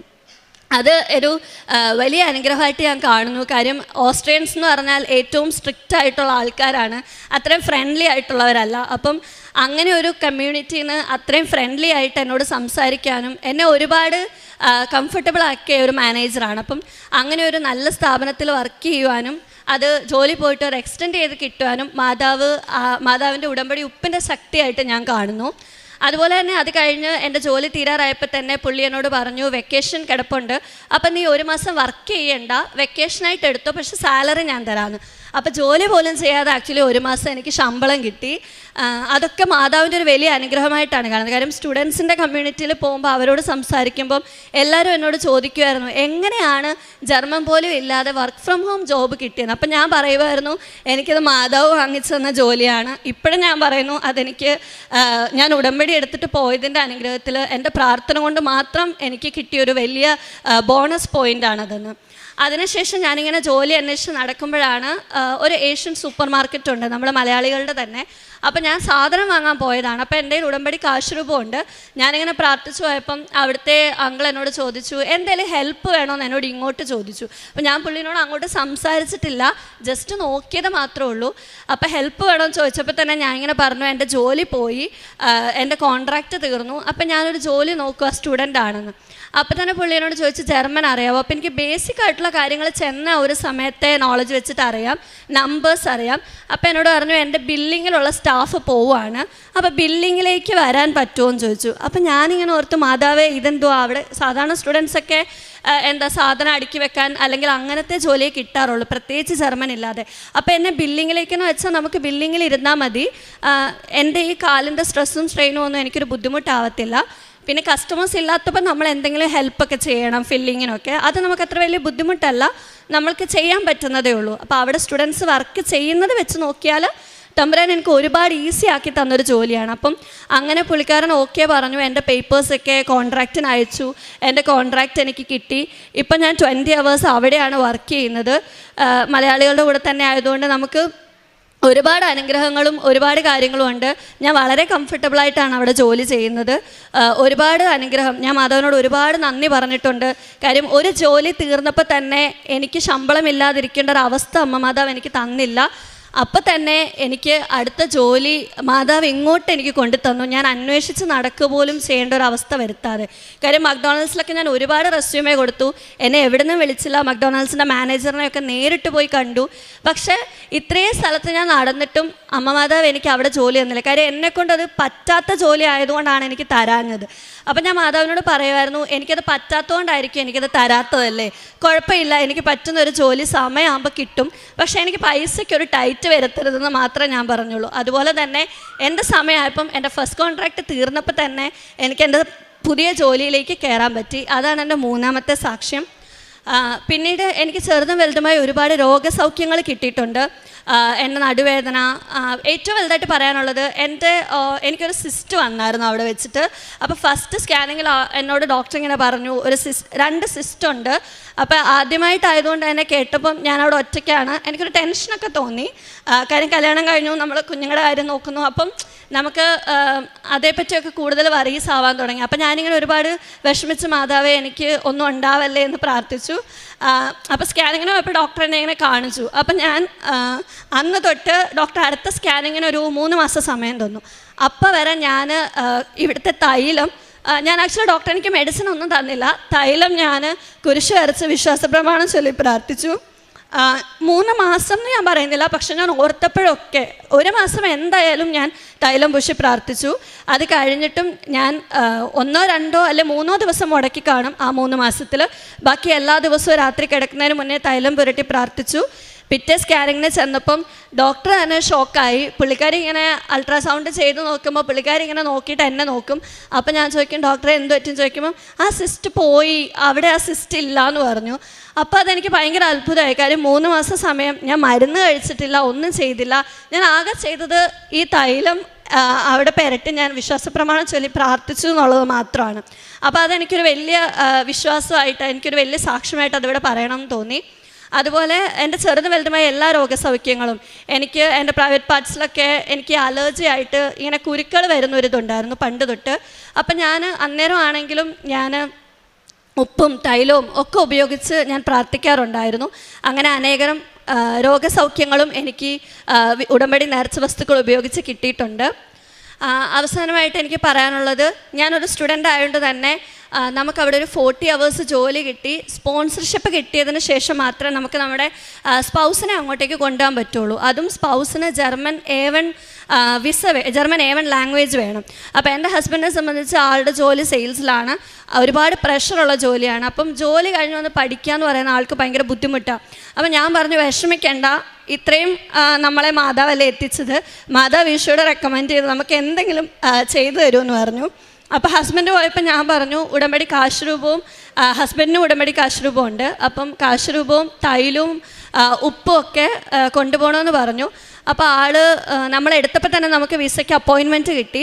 അപ്പം ഏജൻസി ത്രൂ ചെയ്ത്, അപ്പോൾ അവർ പറഞ്ഞു A1 ചിലപ്പോൾ ചോദിക്കും, അപ്പോൾ ചിലപ്പോൾ ലാഗ് ആവുമായിരിക്കും, അതുകൊണ്ട് ജോലിയിൽ നിന്ന് റിസൈൻ ചെയ്യേണ്ട, നമുക്ക് നോക്കാം എന്നുള്ള രീതിയിൽ. അവർക്കും ഉറപ്പ് പറയാൻ പറ്റത്തില്ല, പക്ഷെ നമുക്ക് വെച്ച് നോക്കാമെന്ന് പറഞ്ഞു. പക്ഷേ എനിക്ക് ഉറപ്പായിരുന്നു A1 ചോദിക്കത്തില്ല, അമ്മ മാതാവ് ഇടപെടും എന്നെനിക്ക് ഉറപ്പായിരുന്നു. അപ്പം ഞാൻ കഴിഞ്ഞ ഉടമ്പടിയിൽ വെച്ചൊരു നിയോഗമായിരുന്നു എൻ്റെ ഹസ്ബൻഡിനെ കൊണ്ടുപോകാൻ പറ്റുക എന്നുള്ളത്. അങ്ങനെ ഞാൻ പോയപ്പോഴത്തേക്ക് എംബസിയിൽ ഉപ്പിട്ട് പ്രാർത്ഥിച്ചു, ഉടമ്പടി കാശ് രൂപം കൊണ്ടുപോയി, ഡോക്യുമെൻറ്റ്സിലെല്ലാം തൈലം പുരട്ടി. പിന്നെ പോകുന്നതിന് മുൻപേ ഇവിടെ കൃപാസനത്തിൽ വന്ന മാതാവിൻ്റെ അടുത്ത് ഡോക്യുമെൻറ്റ്സ് എല്ലാം പ്രാർത്ഥിച്ചിട്ടാണ് പോയത്. അപ്പോൾ ഞങ്ങൾക്ക് 2 പേർക്കും ഉറപ്പുണ്ടായിരുന്നു ഇതിൽ സെക്കൻഡായിട്ട് വേറെ ഡോക്യുമെൻറ്റ്സ് ഒന്നും ചോദിക്കത്തില്ല എന്ന് എൻ്റെ വിശ്വാസമായിരുന്നു. അങ്ങനെ ഇരുന്നപ്പോഴത്തേക്ക് നമ്മൾ ഡോക്യുമെൻറ്റ്സ് എല്ലാം സബ്മിറ്റ് ചെയ്ത ഉടനെ തന്നെ നമുക്ക് റെസ്പോൺസ് വന്നു, വേറെ ഡോക്യുമെൻറ്റ്സ് ഒന്നും വേണ്ട എന്നുള്ളത്. എന്നിട്ട് ഞങ്ങൾ വെയിറ്റ് ചെയ്തു. കാര്യം ഏജൻസിക്കാർ പറഞ്ഞു ചിലപ്പോൾ ലാംഗ്വേജ് ചോദിക്കാം എന്നുള്ള രീതിയിൽ.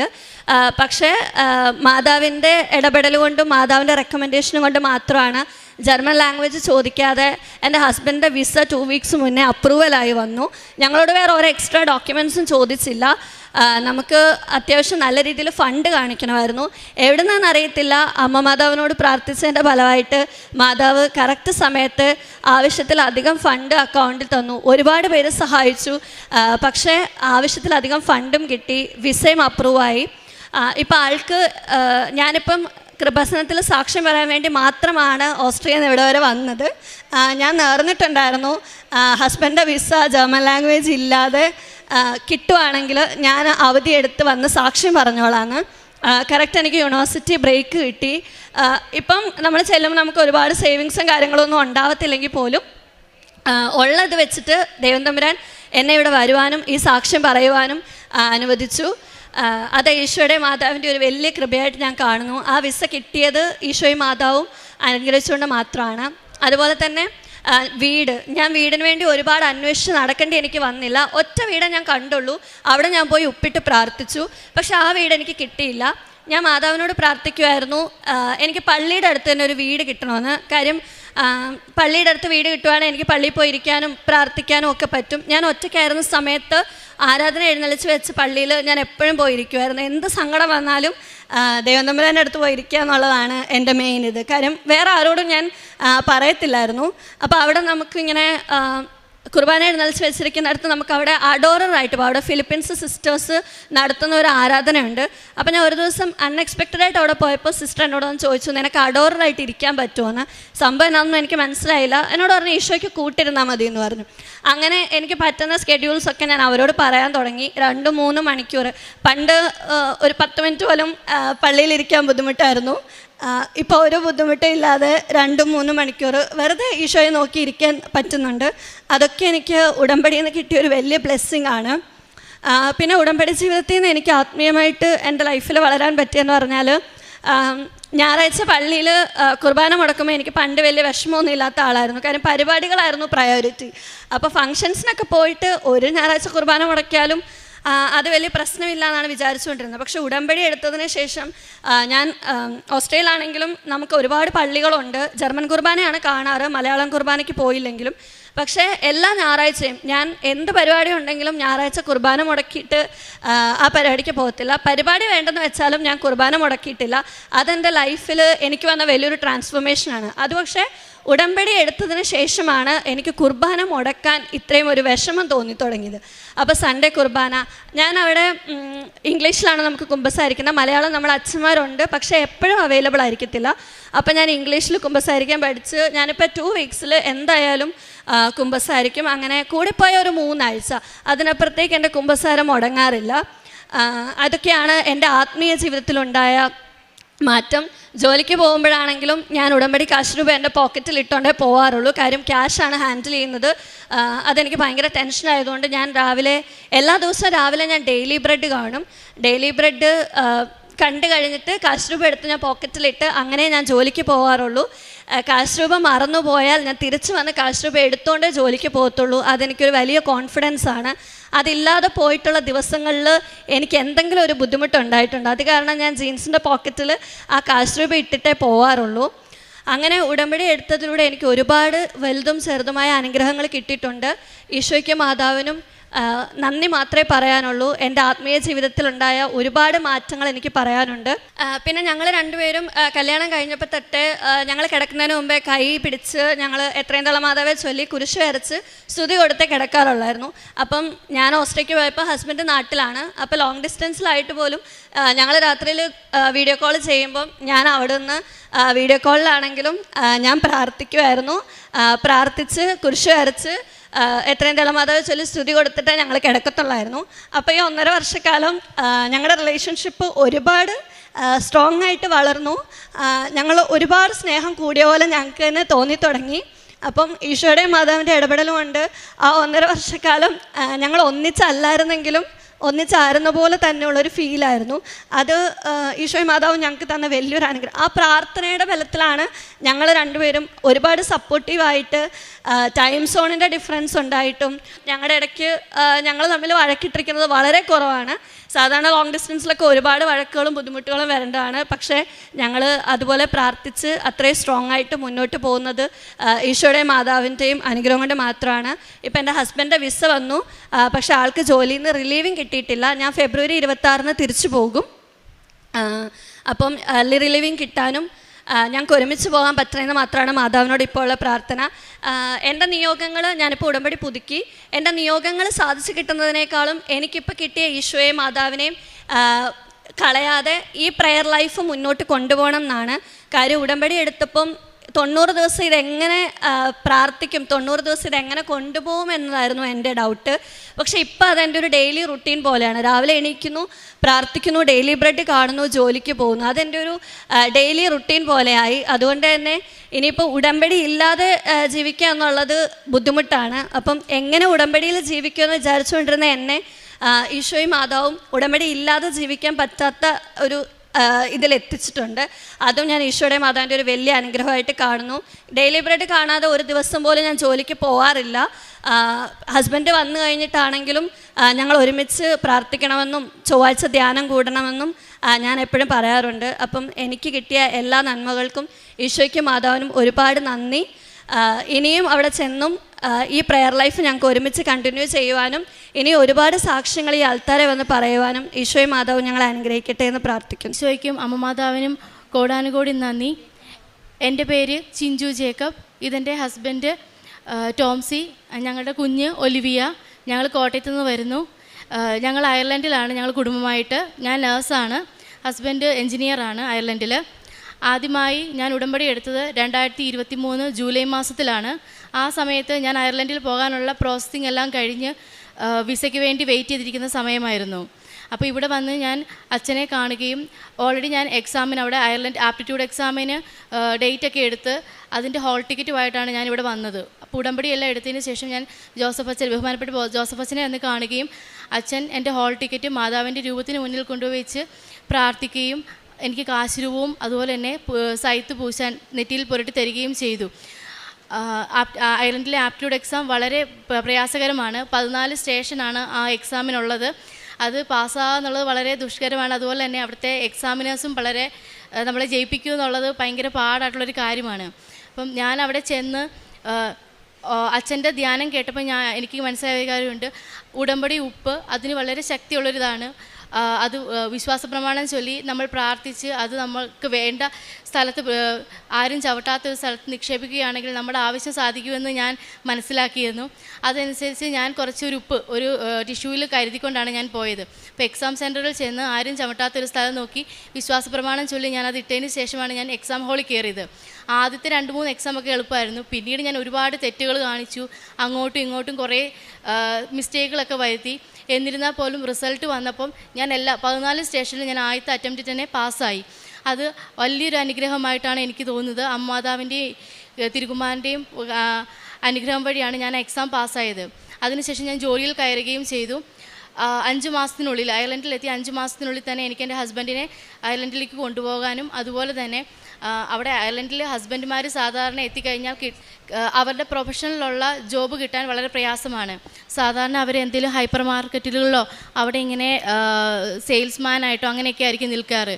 എന്നാൽ ഇവിടെ വന്ന് ഹസ്ബൻഡ് അയർലൻഡിലേക്ക് വരുന്നതിന് മുന്നേയായി ഇവിടെ വന്ന് ഉടമ്പടി എടുക്കുകയും ബഹുമാനപ്പെട്ട ജോസഫ് അച്ഛനെ കാണുകയും ചെയ്തു. അന്ന് അച്ഛൻ എൻ്റെ ഹസ്ബൻഡിനോട് പറഞ്ഞായിരുന്നു, നീ അയർലൻഡിൽ ചെന്ന് കഴിഞ്ഞാൽ നിനക്ക് വളരെ നല്ലൊരു ജോലി കിട്ടുകയും അതുപോലെ തന്നെ നീ വിചാരിക്കുന്നതിൽ കൂടുതൽ സാലറി ഉള്ളൊരു ജോബായിരിക്കും നിനക്ക് കിട്ടാൻ പോവുകയെന്ന്. അച്ഛൻ പറഞ്ഞതുപോലെ തന്നെ അയർലൻഡിലെത്തി 3 മാസത്തിനുള്ളിൽ തന്നെ ഹസ്ബൻഡിന് അവിടുത്തെ വലിയൊരു കമ്പനിയിൽ എൻജിനീയറായി തന്നെ ജോബ് കിട്ടുകയും അത് അവിടെ അവർലി പേയ്മെൻ്റ് ആണ്. നേഴ്സായി എനിക്ക് കിട്ടുന്നതിൻ്റെ ഡബിളാണ് എൻ്റെ ഹസ്ബൻഡിന് അവിടെ ജോബിന് കിട്ടിയ സാലറി. അതൊക്കെ അമ്മമാതാവിൻ്റെയും തിരുക്കുമാരൻ്റെയും വലിയൊരു അനുഗ്രഹമായിട്ടാണ് ഞാൻ കരുതുന്നത്. ഞങ്ങളുടെ കല്യാണം കഴിഞ്ഞിട്ട് 4 വർഷമായിരുന്നു. ഞാൻ 2024 ഞങ്ങൾ ആദ്യത്തെ വെക്കേഷൻ വരുമ്പോൾ ഞങ്ങൾ ഇവിടെ വന്ന് അച്ഛനെ കാണുകയും എനിക്ക് ആ സമയത്ത് ഞങ്ങൾ ടെസ്റ്റൊക്കെ ചെയ്തപ്പോൾ എല്ലാം നോർമലാണ്. പക്ഷേ PCODയുടെ ചെറിയൊരു പ്രോബ്ലം ഉണ്ട്.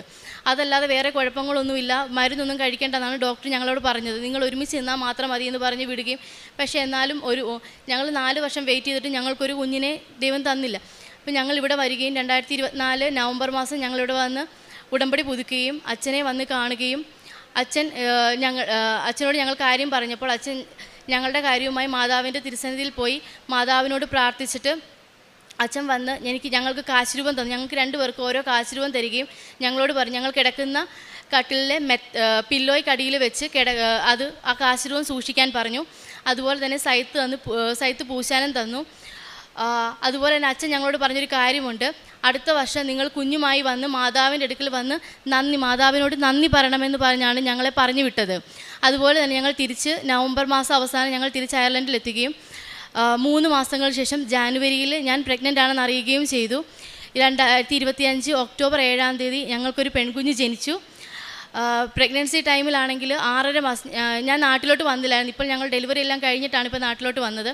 അപ്പം ഡെലിവറി എല്ലാം അവിടെ തന്നെയായിരുന്നു. അപ്പം നമുക്ക് ഇവിടുത്തെ പോലെ ഓടിപ്പോയി ഡോക്ടേഴ്സിനെ കാണാൻ അങ്ങനെയൊന്നും പറ്റില്ല. നമുക്ക് അവർ തരുന്ന അപ്പോയിൻമെൻറ്റുകളിൽ മാത്രമേ ഉള്ളൂ പോയി കാണുക. അതുപോലെ തന്നെ ഒരു എമർജൻസി വന്നാൽ നമ്മൾ 8-10 മണിക്കൂർ നമ്മൾ ആ എമർജൻസി റൂമിൽ വെയിറ്റ് ചെയ്തിരിക്കണം. നമ്മളുടെ ഇവിടുത്തെ പോലെ ഒരു ഹെൽത്ത് സിസ്റ്റമേ അല്ല അവിടെ. അപ്പം പ്രഗ്നൻസിക്കിടയ്ക്കിൽ തന്നെ എനിക്ക് ഇടയ്ക്ക് പല ബുദ്ധിമുട്ടുകളുണ്ടായി. ശ്വാസം മുട്ടൽ, പിന്നെ കുഞ്ഞിന് അനക്കക്കുറവ്, അങ്ങനെ പല പല ബുദ്ധിമുട്ടുകളുണ്ടായിരുന്നു. 6.5 മാസത്തെ സ്കാനിങ്ങിൽ അവിടെ വെച്ച് ചെയ്തപ്പോൾ കുഞ്ഞിലോട്ടുള്ള രക്തയോട്ടം, അത് പ്ലാസൻ്റയിൽ നിന്ന് കുഞ്ഞിലോട്ടുള്ള ബ്ലഡ് കിട്ടുന്നത് ഉള്ള ഒരു പ്രോബ്ലം ഡോക്ടേഴ്സ് കണ്ടുപിടിച്ചു ആ സ്കാനിങ്ങിൽ. അതിനവർ പറഞ്ഞ പേര് പ്ലാസൻ്റൽ ഇൻസഫിഷ്യൻ എന്നാണ്. നേഴ്സായ എനിക്ക് അതിനെപ്പറ്റി അതെന്താണെന്നറിയാം. അപ്പോൾ അത് വളരെ വലിയൊരു പ്രോബ്ലമാണെന്ന് എനിക്കറിയാമായിരുന്നു. അതുപോലെ തന്നെ കുഞ്ഞ് കിടക്കുന്ന വെള്ളം അത് വേണ്ടത്ര ഇല്ലെന്നും, പിന്നെ ആ മാസത്തിനുള്ള വളർച്ചക്കുറവ്, കുഞ്ഞിനുള്ള തൂക്കക്കുറവ് ആണെന്നും ഡോക്ടർ ഞങ്ങളോട് പറഞ്ഞ് പേടിപ്പിച്ചു. അപ്പോൾ ഡോക്ടർ പറഞ്ഞത് വെച്ചാൽ ഇനിയുള്ള മാസങ്ങളിൽ എല്ലാ ആഴ്ചയിലും സ്കാനിങ് വേണമെന്നും, ഇതിൽ എന്തെങ്കിലും ഒരു മാറ്റം കാണുകയാണെന്നുണ്ടെങ്കിൽ ഉടനെ തന്നെ, അത് ചിലപ്പോൾ അടുത്ത മാസമാകാം. ആ ഡോക്ടറിനെ അന്ന് സ്കാൻ ചെയ്ത സമയത്ത് എനിക്ക് 29 ആഴ്ചയായിട്ടുള്ളായിരുന്നു. അപ്പോൾ നേഴ്സായി എനിക്കറിയാം അതൊന്നും ആയിട്ടില്ല. കുഞ്ഞ് പുറത്ത് വന്നു കഴിഞ്ഞാൽ കുഞ്ഞിന് വേണ്ടത്ര ഓക്സിജനോ അല്ലെങ്കിൽ എടുക്കാനുള്ള ലങ്സ് പോലും മെച്ചുറാകാത്തൊരു ടൈം പീരീഡാണത്. അപ്പം ഞാൻ ആ ഡോക്ടറിൻ്റെ മുമ്പിൽ ഇരുന്ന് കരയുകയാണ്.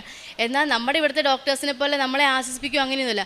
അവർ പറഞ്ഞതിൽ തന്നെ ഉറച്ചു നിന്ന് എന്നെ വീണ്ടും എന്നെ പറഞ്ഞ് പേടിപ്പിക്കുകയും ഞാൻ അവിടെ നിന്ന് കരഞ്ഞുകൊണ്ടാണ് ആ റൂമിൽ നിന്ന് ഇറങ്ങിപ്പോകുന്നത്. തിരിച്ച് വീട്ടിൽ വന്നതിന് ശേഷം ഞാൻ എൻ്റെ അമ്മേനെ വിളിച്ചു. എൻ്റെ അമ്മയും ഓൾറെഡി ഇവിടെ വന്ന് ഉടമ്പടി എടുത്തിട്ടുണ്ടായിരുന്നു. അപ്പം അമ്മ പറഞ്ഞു, മാതാവിനോട് മുട്ടിപ്പായി പ്രാർത്ഥിക്കുക, നിൻ്റെയിൽ മാതാവിൻ്റെ ഉടമ്പടി ഉപ്പും തൈലവും എല്ലാം ഇല്ലേ, നീ അതെല്ലാം വെച്ച് പ്രാർത്ഥിക്കാൻ പറഞ്ഞു. ഞങ്ങൾ രാവിലെയും വൈകിട്ടും പ്രഗ്നൻസി അറിഞ്ഞതിന് ശേഷം എന്നും വയറിൽ കുരിശ് വരച്ച് അമ്മ മാതാവിൻ്റെ ഉടമ്പടി തൈലം വെച്ച് കുരിശ് വരച്ച് പ്രാർത്ഥിക്കുമായിരുന്നു.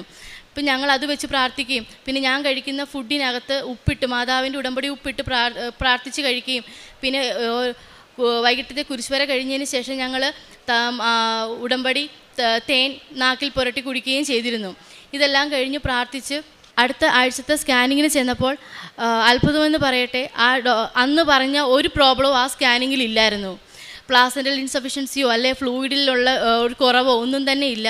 അവർ പറഞ്ഞ കുഞ്ഞിന് തൂക്കം കുറവാണ്, എന്നാൽ അത് നോർമലായിട്ടുള്ളൊരു തൂക്കമാണ്. സാധാരണ അയർലൻഡിലുള്ള പിള്ളേർക്കെന്ന് വെച്ച് കഴിഞ്ഞാൽ 4-5 കിലോ ആയിരിക്കും ഉണ്ടാകുന്ന പിള്ളേർക്ക്. അത് വെച്ച് നോക്കുമ്പോൾ എൻ്റെ കുഞ്ഞിന് ആ 7 മാസത്തെ ഇതിൽ വലിയ വെയിറ്റിൽ 800 ഗ്രാമേ ഉണ്ടായിരുന്നുള്ളൂ. അത് അവർക്ക് വലിയൊരു കുറവായിരുന്നു. അപ്പോൾ അവർ പറഞ്ഞു ഓക്കെ, അത് ഇന്ത്യൻ ബേബീസിനും അയർലൻഡ് ബേബീസിനും തമ്മിലുള്ള വ്യത്യാസം മാത്രമാണെന്ന് അവർ പറയുകയും ചെയ്തു. പിന്നീടുള്ള തുടർച്ചയായി 1 മാസം കൂടെ ഞാൻ ആഴ്ചയിൽ സ്കാനിങ് ചെയ്യുകയും ആ മാസത്തിൽ ഒരു പ്രാവശ്യം പോലും ഒരു കുഴപ്പവും ആ സ്കാനിങ്ങിൽ ഒന്നും കാണുകയും ചെയ്തില്ല.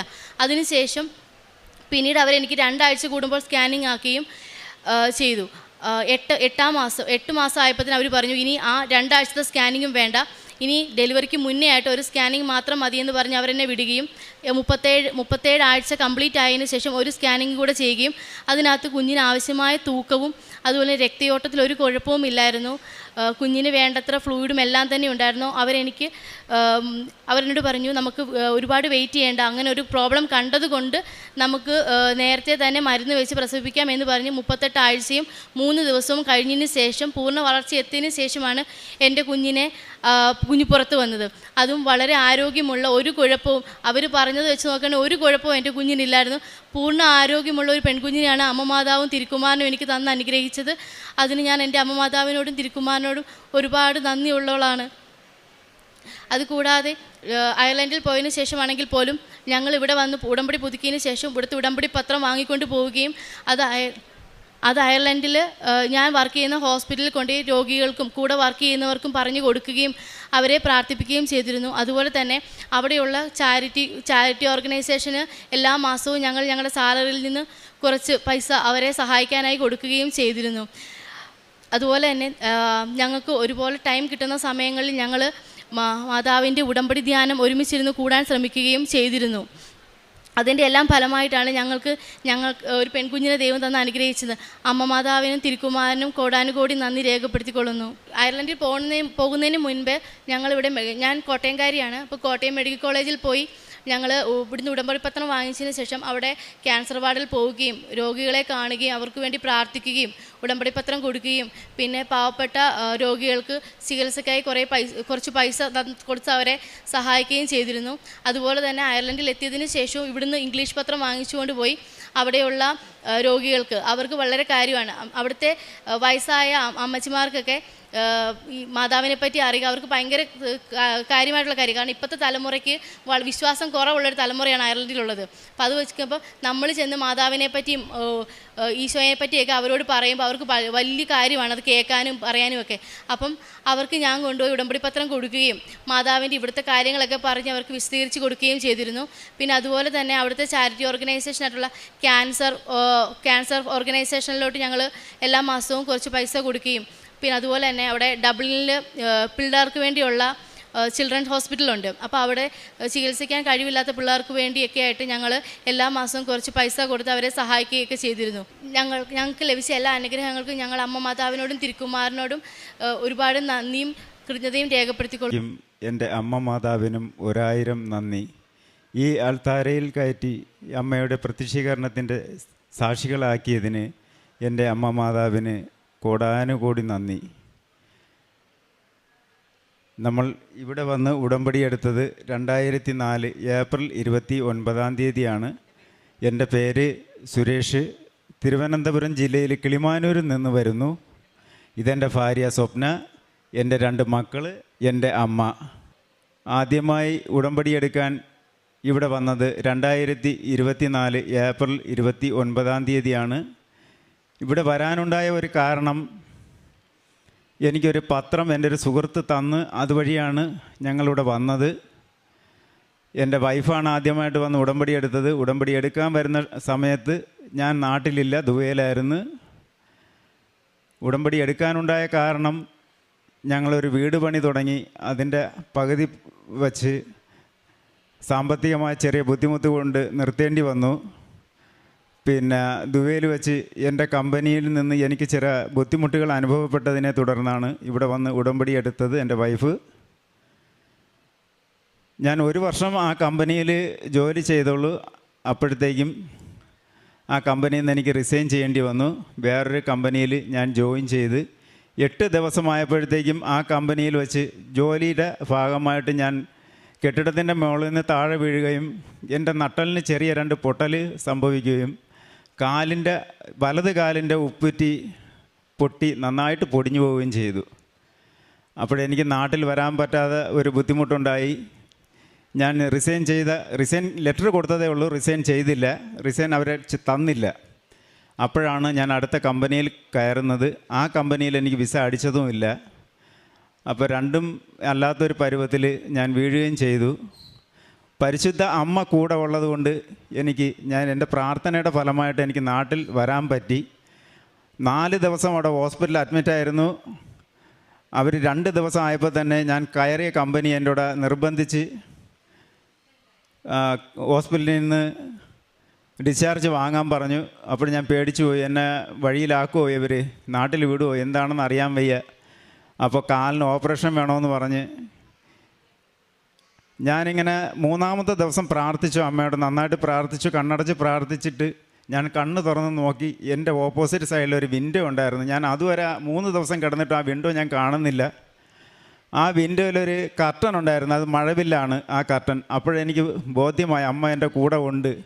പിന്നെ ഞാൻ 2 ദിവസം റൂമിൽ വന്നിട്ട് 6-ാമത്തെ ദിവസം എന്നെ അവിടുന്ന് അവർ കമ്പനി തന്നെ എല്ലാ ആനുകൂല്യങ്ങളും തന്ന് 8 ദിവസം എനിക്ക് ജോലി ചെയ്യാൻ ചെയ്തുള്ളൂവെങ്കിലും അവരുടെ പൂർണ്ണ ഉത്തരവാദിത്വത്തിൽ അവരെന്നെ നാട്ടിൽ വിട്ടു. ഞാൻ നേരത്തെ പറഞ്ഞല്ലോ, എൻ്റെ വീട് പണി അന്നേരം തുടങ്ങി പകുതി വഴിയിൽ നിൽക്കുന്ന സമയത്താണ് എനിക്ക് ആക്സിഡൻറ്റ് പറ്റുന്നത്. ഞാൻ നാട്ടിൽ വന്ന് സാമ്പത്തികമായിട്ട് വളരെ ബുദ്ധിമുട്ടായിരുന്നു. നാട്ടിൽ വന്ന് എന്ത് ചെയ്യണമെന്നറിയാതെ നിൽക്കുന്ന സമയത്താണ് അമ്മ മാതാവിൻ്റെ ഒരു അനുഗ്രഹം ഉണ്ടായി. അപ്പോൾ അതിന് മുമ്പ് ഒരു ലോൺ ഉണ്ടായിരുന്നു. ആ ലോൺ നാട്ടിൽ വന്ന് ക്ലോസ് ചെയ്യാൻ പറ്റി എനിക്ക്. അതും അമ്മ മാതാവിൻ്റെ ഒരു അനുഗ്രഹം തന്നെയാണ്. ആ ലോൺ എനിക്ക് അതിന് മുമ്പ് ആ ലോൺ എടുത്ത ബാങ്കിൽ തന്നെ ഒരു 10 ലക്ഷത്തിൻ്റെ ഒരു ചിട്ടിയും ഞാൻ തുടങ്ങിയായിരുന്നു. അപ്പോൾ ആ ചിട്ടി 2 ചിട്ടിയായിട്ടും ഞങ്ങളെ അറിയിച്ചില്ല ബാങ്ക് ഇങ്ങനെ ചിട്ടി തുടങ്ങി. ആദ്യത്തെ ഒരു ചിട്ടിയുടെ പൈസ അടച്ചായിരുന്നു. 3-ാമത്തെ ചിട്ടി ആവണ ടൈമിന് ബാങ്ക് വിളിച്ചിട്ട് പറഞ്ഞ് നിങ്ങൾ 2-ാമത്തെ ചിട്ടിയുടെ പൈസയും തരണമെന്ന് പറഞ്ഞു. അപ്പോഴാണ് ഞാൻ ആക്സിഡൻ്റായി നാട്ടിൽ വരുന്നത്. അപ്പോൾ ഞാൻ പറഞ്ഞു, എന്തുകൊണ്ട് നമ്മളെ നിങ്ങൾ അറിയിച്ചില്ല, ഞങ്ങൾക്ക് സാമ്പത്തിക ബുദ്ധിമുട്ടുണ്ട്, ഈ ലോണും ചിട്ടിയും കൂടെ ഒരുമിച്ച് കൊണ്ടുപോകാൻ പറ്റത്തില്ല, ഞങ്ങൾക്ക് ചിട്ടി വേണ്ടാന്ന് പറഞ്ഞു. പിന്നെ അമ്മ മാതാവ് ഒരു ബോധ്യം എനിക്ക് തന്നു, എന്തിന് നീ വിഷമിക്കണം, നീ ധൈര്യമായിട്ട് പോ എന്ന് പറഞ്ഞതിൻ്റെ പേരിൽ 3-ാമത്തെ ചിട്ടിയുടെ പൈസ അടച്ച് ഞാൻ ബാങ്കിൽ പോയി. എൻ്റെ വൈഫ് പോയി. 3-ാമത്തെ ചിട്ടി ഞങ്ങൾക്ക് തന്നെ കിട്ടുകയും ചെയ്തു. അതൊരു വലിയ അനുഗ്രഹമാണ്. അപ്പോഴേ ലോൺ ക്ലോസ് ചെയ്യാൻ പറ്റി. അത് കഴിഞ്ഞിട്ട് വീട്ടിൻ്റെ പണി അങ്ങനെ നിന്നപ്പോൾ വീണ്ടും അമ്മ മാതാവ് ബോധ്യം തന്നു, നിങ്ങൾക്ക് ഗോൾഡ് ഉണ്ടല്ലോ കയ്യിൽ, പിന്നെ എന്തിനാണ് നിങ്ങൾ വിഷമിക്കുന്നത്. ഓരോരോ അനുഗ്രഹങ്ങൾ അമ്മ ഇങ്ങനെ തന്നുകൊണ്ടേയിരുന്നു. ഞങ്ങൾ വീട് പണി അതിമനോഹരമായ, എല്ലാവരും സാക്ഷ്യം പറയും പോലെ തന്നെ മനോഹരമായ ഒരു വീട് പണിയാൻ പറ്റി. കഴിഞ്ഞ മാസം 26-ാം തീയതി ഞങ്ങളുടെ വീട്ടിൻ്റെ ഹൗസ് വാമിംഗ് ആയിരുന്നു. ഹൗസ് വാമിങ്ങിനും ഒരു പ്രത്യേകതയുണ്ട്. ഡേറ്റ് ഞാൻ മാത്രമാണ് പോയി ഡേറ്റ് എടുത്തത്. ഡേറ്റ് എടുത്തിട്ട് എൻ്റെ വൈഫിനോടോ വീട്ടിലുള്ള ആരോടോ ഞാൻ പറഞ്ഞില്ല. ഇവിടെ വന്നു അമ്മയോട് പറഞ്ഞു, അമ്മ എൻ്റെ വീടിൻ്റെ ഹൗസ് വാമിംഗ് ആണ്, അമ്മയും ഈശോപ്പനും എൻ്റെ വീട്ടിൽ അന്നേ ദിവസം ഉണ്ടാവണം, കാനായിലെ കല്യാണ വിരുന്ന് പോലെ ഗംഭീരമാക്കി തരണേ എന്ന് ഞാൻ പ്രാർത്ഥിച്ചാണ് പോയത്. അതുപോലെ അമ്മയുടെ പ്രസൻസ് അന്ന് അവിടെ ഉണ്ടായിരുന്നു. ആകാശത്ത് നിന്ന് ഒരു പ്രകാശം എൻ്റെ വീട്ടിലേക്കും ഞങ്ങളിലേക്കും അടിച്ചു. അതിൻ്റെ ഫോട്ടോ ഇവിടെ കൊണ്ടുവന്നിട്ടുണ്ട്. പിന്നെ അതുപോലെ തന്നെ ഞാൻ വീണ് ഇവിടെ SP പോർട്ട് ഹോസ്പിറ്റൽ ട്രിവാൻഡ്രത്താണ് എൻ്റെ ചികിത്സ നടന്നത്. അതിൻ്റെ ഭാഗമായി ഞാൻ ഹോസ്പിറ്റലിൽ ഉണ്ടായിരുന്ന സമയത്ത് ഒരു ബുദ്ധിമുട്ടുണ്ടായി. ഞാൻ അമ്മയോട് പ്രാർത്ഥിച്ചുകൊണ്ടിരിക്കുമ്പോൾ എൻ്റെ കൈക്കുള്ളിൽ മഴവില്ല് വന്നു. അതിൻ്റെ ഫോട്ടോയും ഞാൻ ഇവിടെ കൊണ്ടുവന്നിട്ടുണ്ട്. ഹോസ്പിറ്റലിൽ ഞാൻ കിടന്നു. അത് കഴിഞ്ഞിട്ട് 1.5 മാസം കഴിഞ്ഞപ്പോൾ ഡോക്ടർ എൻ്റെ അടുത്ത് പറഞ്ഞു, ഇനി കാലിലിട്ടിരുന്ന പ്ലാസ്റ്റർ റിമൂവ് ചെയ്യാമെന്ന് പറഞ്ഞ ടൈമിന് ഞാൻ മനസ്സുകൊണ്ട് വിചാരിച്ചു, ഹോസ്പിറ്റലിൽ ഡോക്ടർ നടന്ന് കാണിക്കാൻ പറയുകയാണെങ്കിൽ മാത്രം ഹോസ്പിറ്റലിൽ നടക്കും, ഇല്ലെങ്കിൽ ഞാൻ ഈ കൃപാസനത്തിൽ വന്ന് മാത്രമേ ഞാൻ കാല് കുത്തുവെന്ന് ഉണ്ടായിരുന്നു എനിക്ക്. അതുപോലെ തന്നെ ഹോസ്പിറ്റലിൽ ഡോക്ടറെ മുമ്പിലൊന്ന് കാല് കുത്തി കാണിച്ചു. അത് കഴിഞ്ഞിട്ട് ഞാൻ നേരെ ഇവിടെ വന്ന് കൃപാസനത്തിലാണ് ഞാൻ കാല് കുത്തിയത്. എൻ്റെ അമ്മയുടെ അനുഗ്രഹം. 1.5 മാസം മാത്രമേ ഈ കാലിൻ്റെ ഉപ്പൂറ്റിക്കാല് തവിട് പൊടി പിരിന്നു പോയ കാല് ഞാൻ ഇവിടെ വന്ന് അച്ഛനെ കണ്ടു. അച്ഛൻ്റെ ബ്ലെസ്സിങ് വാങ്ങി അന്ന് തന്നെ ഇവിടെ കാല് കുത്തി നടന്നു. അതിനുശേഷം എനിക്ക് കുഴപ്പങ്ങളൊന്നുമില്ലാതെ സുഖമായിട്ട്, നട്ടെല്ലിന് 2 ചെറിയ പൊട്ടലുണ്ടായിരുന്നു, എൻ്റെ കാല് പൊടിഞ്ഞു പോയി. എന്നിട്ട് ഞാൻ ഇപ്പോഴും ഒരു കുഴപ്പവുമില്ലാതെ 1.5 മാസത്തെ ചികിത്സ കഴിഞ്ഞ് ഞാൻ നടക്കാൻ തുടങ്ങി. കാലിനൊരു ചെറിയ നീരുണ്ട്, അത്രയേ ഉള്ളൂ. അതും അമ്മ മാതാവ് എനിക്ക് മാറ്റിത്തരുമെന്ന് പൂർണ്ണ വിശ്വാസം എനിക്കുണ്ട്. പിന്നെ എൻ്റെ വൈഫ് ബാക്കി സാക്ഷ്യങ്ങൾ പറയും. ഈശോയ്ക്കും അമ്മ മാതാവിനും 1000 നന്ദി. ഞങ്ങളിവിടെ വന്ന് സാക്ഷ്യം പറയാൻ അനുവദിച്ചതിന്. ഒരുപാട് രോഗസൗഖ്യങ്ങൾ ഞങ്ങൾക്ക് ഇവിടുത്തെ വിശുദ്ധ വസ്തുക്കൾ ഉപയോഗിക്കുക വഴി ഉണ്ടായിട്ടുണ്ട്. അതിലൊന്ന് അമ്മയ്ക്ക് ലിഗമെൻ്റ് വലിഞ്ഞിട്ട് വളരെ പ്രയാസമായിരുന്നു. ഡോക്ടറെ കണ്ടപ്പോൾ ഭാരമുള്ളതൊന്നും എടുക്കാൻ പറ്റില്ല, ബെൽറ്റ് ഇട്ടേക്കണമെന്നൊക്കെ പറഞ്ഞു. ഇവിടുത്തെ വിശുദ്ധ തൈലം ഉപയോഗിച്ചതിൻ്റെ ഫലമായി 2 ആഴ്ചയ്ക്ക് ശേഷം ഒരു കുഴപ്പമില്ലാതെ അമ്മയ്ക്ക് ജോലികളൊക്കെ ചെയ്യാൻ പറ്റുന്നുണ്ട്, കാര്യങ്ങളൊക്കെ നോക്കാൻ പറ്റുന്നുണ്ട്. അതിനും അമ്മ മാതാവിനും ഈശോയ്ക്കും 1000 നന്ദി. പിന്നെ ഞങ്ങളുടെ വീടിൻ്റെ അടുത്തായിട്ട് ഒരു പ്ലാവ് ഉണ്ടായിരുന്നു. അപ്പോൾ ഒരു ദിവസം വൈകുന്നേരം ആയപ്പോൾ ആ പ്ലാവ് ചെറുതായിട്ട് ഇങ്ങനെ ചരിഞ്ഞ് ഞങ്ങളുടെ വീടിൻ്റെ അടുത്തേക്ക് ഇങ്ങനെ വന്നു. ഞങ്ങൾക്ക് എന്ത് ചെയ്യണമെന്ന് അറിയാൻ പാടില്ലാത്ത അവസ്ഥയിൽ ഞങ്ങൾ വൈകുന്നേരം സായന പ്രാർത്ഥനയും പ്രാർത്ഥിച്ച് ജപമാല ജപമാല ചൊല്ലി തീർന്നതും ആ പ്ലാവ് ആരോ പിടിച്ച് മാറ്റിയതുപോലെ, ഞങ്ങളുടെ വീടിന് തൊട്ടടുത്ത് വേറൊരു വീടും ഉണ്ട്, ആർക്കും ഒരു കുഴപ്പവും ഇല്ലാതെ അത് പിടിച്ച് മാറ്റിയിട്ട പോലെ അമ്മ മാതാവ് മാറ്റി തന്നു. അതിനും അമ്മ മാതാവിനും ഈശോയ്ക്ക് 1000 നന്ദി. പ്രേക്ഷിത പ്രവർത്തനമായിട്ട് ഇവിടുന്ന് പത്രം വാങ്ങിച്ച് ഞങ്ങൾ ഹോസ്പിറ്റലുകളിലും ഓട്ടോ സ്റ്റാൻഡിലും ഒക്കെ കൊടുക്കാറുണ്ട്. പിന്നെ ഒരുപാട് പേരെ ഞങ്ങളിവിടെ ഉടമ്പടി എടുക്കാനായിട്ട് കൊണ്ടുവന്നിട്ടുണ്ട്. പിന്നെ കാരുണ്യ പ്രവൃത്തിയായിട്ട് ഞങ്ങളൊരു വൃദ്ധസദനം സന്ദർശിക്കാറുണ്ട്. അവിടെ ഞങ്ങളെക്കൊണ്ടാവുന്ന പോലെ അവർക്ക് ഒരു നേരത്തെ ആഹാരം കൊടുക്കാറുണ്ട്. പിന്നെ ഇപ്പോൾ ഞങ്ങളുടെ വീട് പാലുകാച്ചൽ ഈ ജനുവരി 26-ാം തീയതി ആയിരുന്നു. അത് കഴിഞ്ഞപ്പോൾ അവർക്ക് ഒരു നേരത്തെ ഭക്ഷണം കൊണ്ടുപോയി ഞങ്ങൾ തന്നെ വിളമ്പി കൊടുത്തു. പിന്നെ ഒരു ഇടിമിന്നൽ, ഞാനൊരിക്കൽ ഷീറ്റ് അടിച്ചുകൊണ്ട് നിൽക്കുന്ന സമയത്ത് ഒരു വലിയ ഇടിമിന്നലുണ്ടായി. ഷീറ്റ് അടിക്കുന്ന മെഷീൻ്റെ അടുത്തായിട്ട് അതൊന്ന് പതിക്കുകയും ചെയ്തു. പക്ഷേ അമ്മ മാതാവിൻ്റെ വലിയ കൃപയാൽ ഞാനും വേറൊരു ചേച്ചി ഉണ്ടായിരുന്നു, ഞങ്ങൾക്ക് ആർക്കും ഒരു കുഴപ്പവും പറ്റിയില്ല. വലിയൊരു സംരക്ഷണം ലഭിച്ചു. അതിന് ഈശോയ്ക്കും അമ്മ മാതാവിനും 1000 നന്ദി. പിന്നെ ആത്മീയമായിട്ട് ഒരുപാട് വളരാനായിട്ട് ഞങ്ങൾക്ക് സാധിച്ചു. എല്ലാ ദിവസവും ഞങ്ങൾ ഒരുമിച്ചാണ് പ്രാർത്ഥന ചൊല്ലുന്നത്. രാവിലെ അച്ഛൻ്റെ ഡെയിലി ബ്രെഡ് കേൾക്കുകയും രാവിലത്തെ പ്രതിഷീകരണ പ്രാർത്ഥനയും സായാഹ്ന പ്രാർത്ഥനയും എല്ലാം ഞങ്ങൾ ഒരുമിച്ചാണ് ചൊല്ലുന്നത്. ധ്യാനം കേൾക്കുകയും സാക്ഷ്യങ്ങൾ കേൾക്കുകയും അത് ഷെയർ ചെയ്യുകയൊക്കെ ചെയ്യാറുണ്ട്. അമ്മ മാതാവും ഈശോയും തന്ന എല്ലാ അനുഗ്രഹങ്ങൾക്കും കോടാനുകോടി നന്ദി പറഞ്ഞുകൊണ്ട്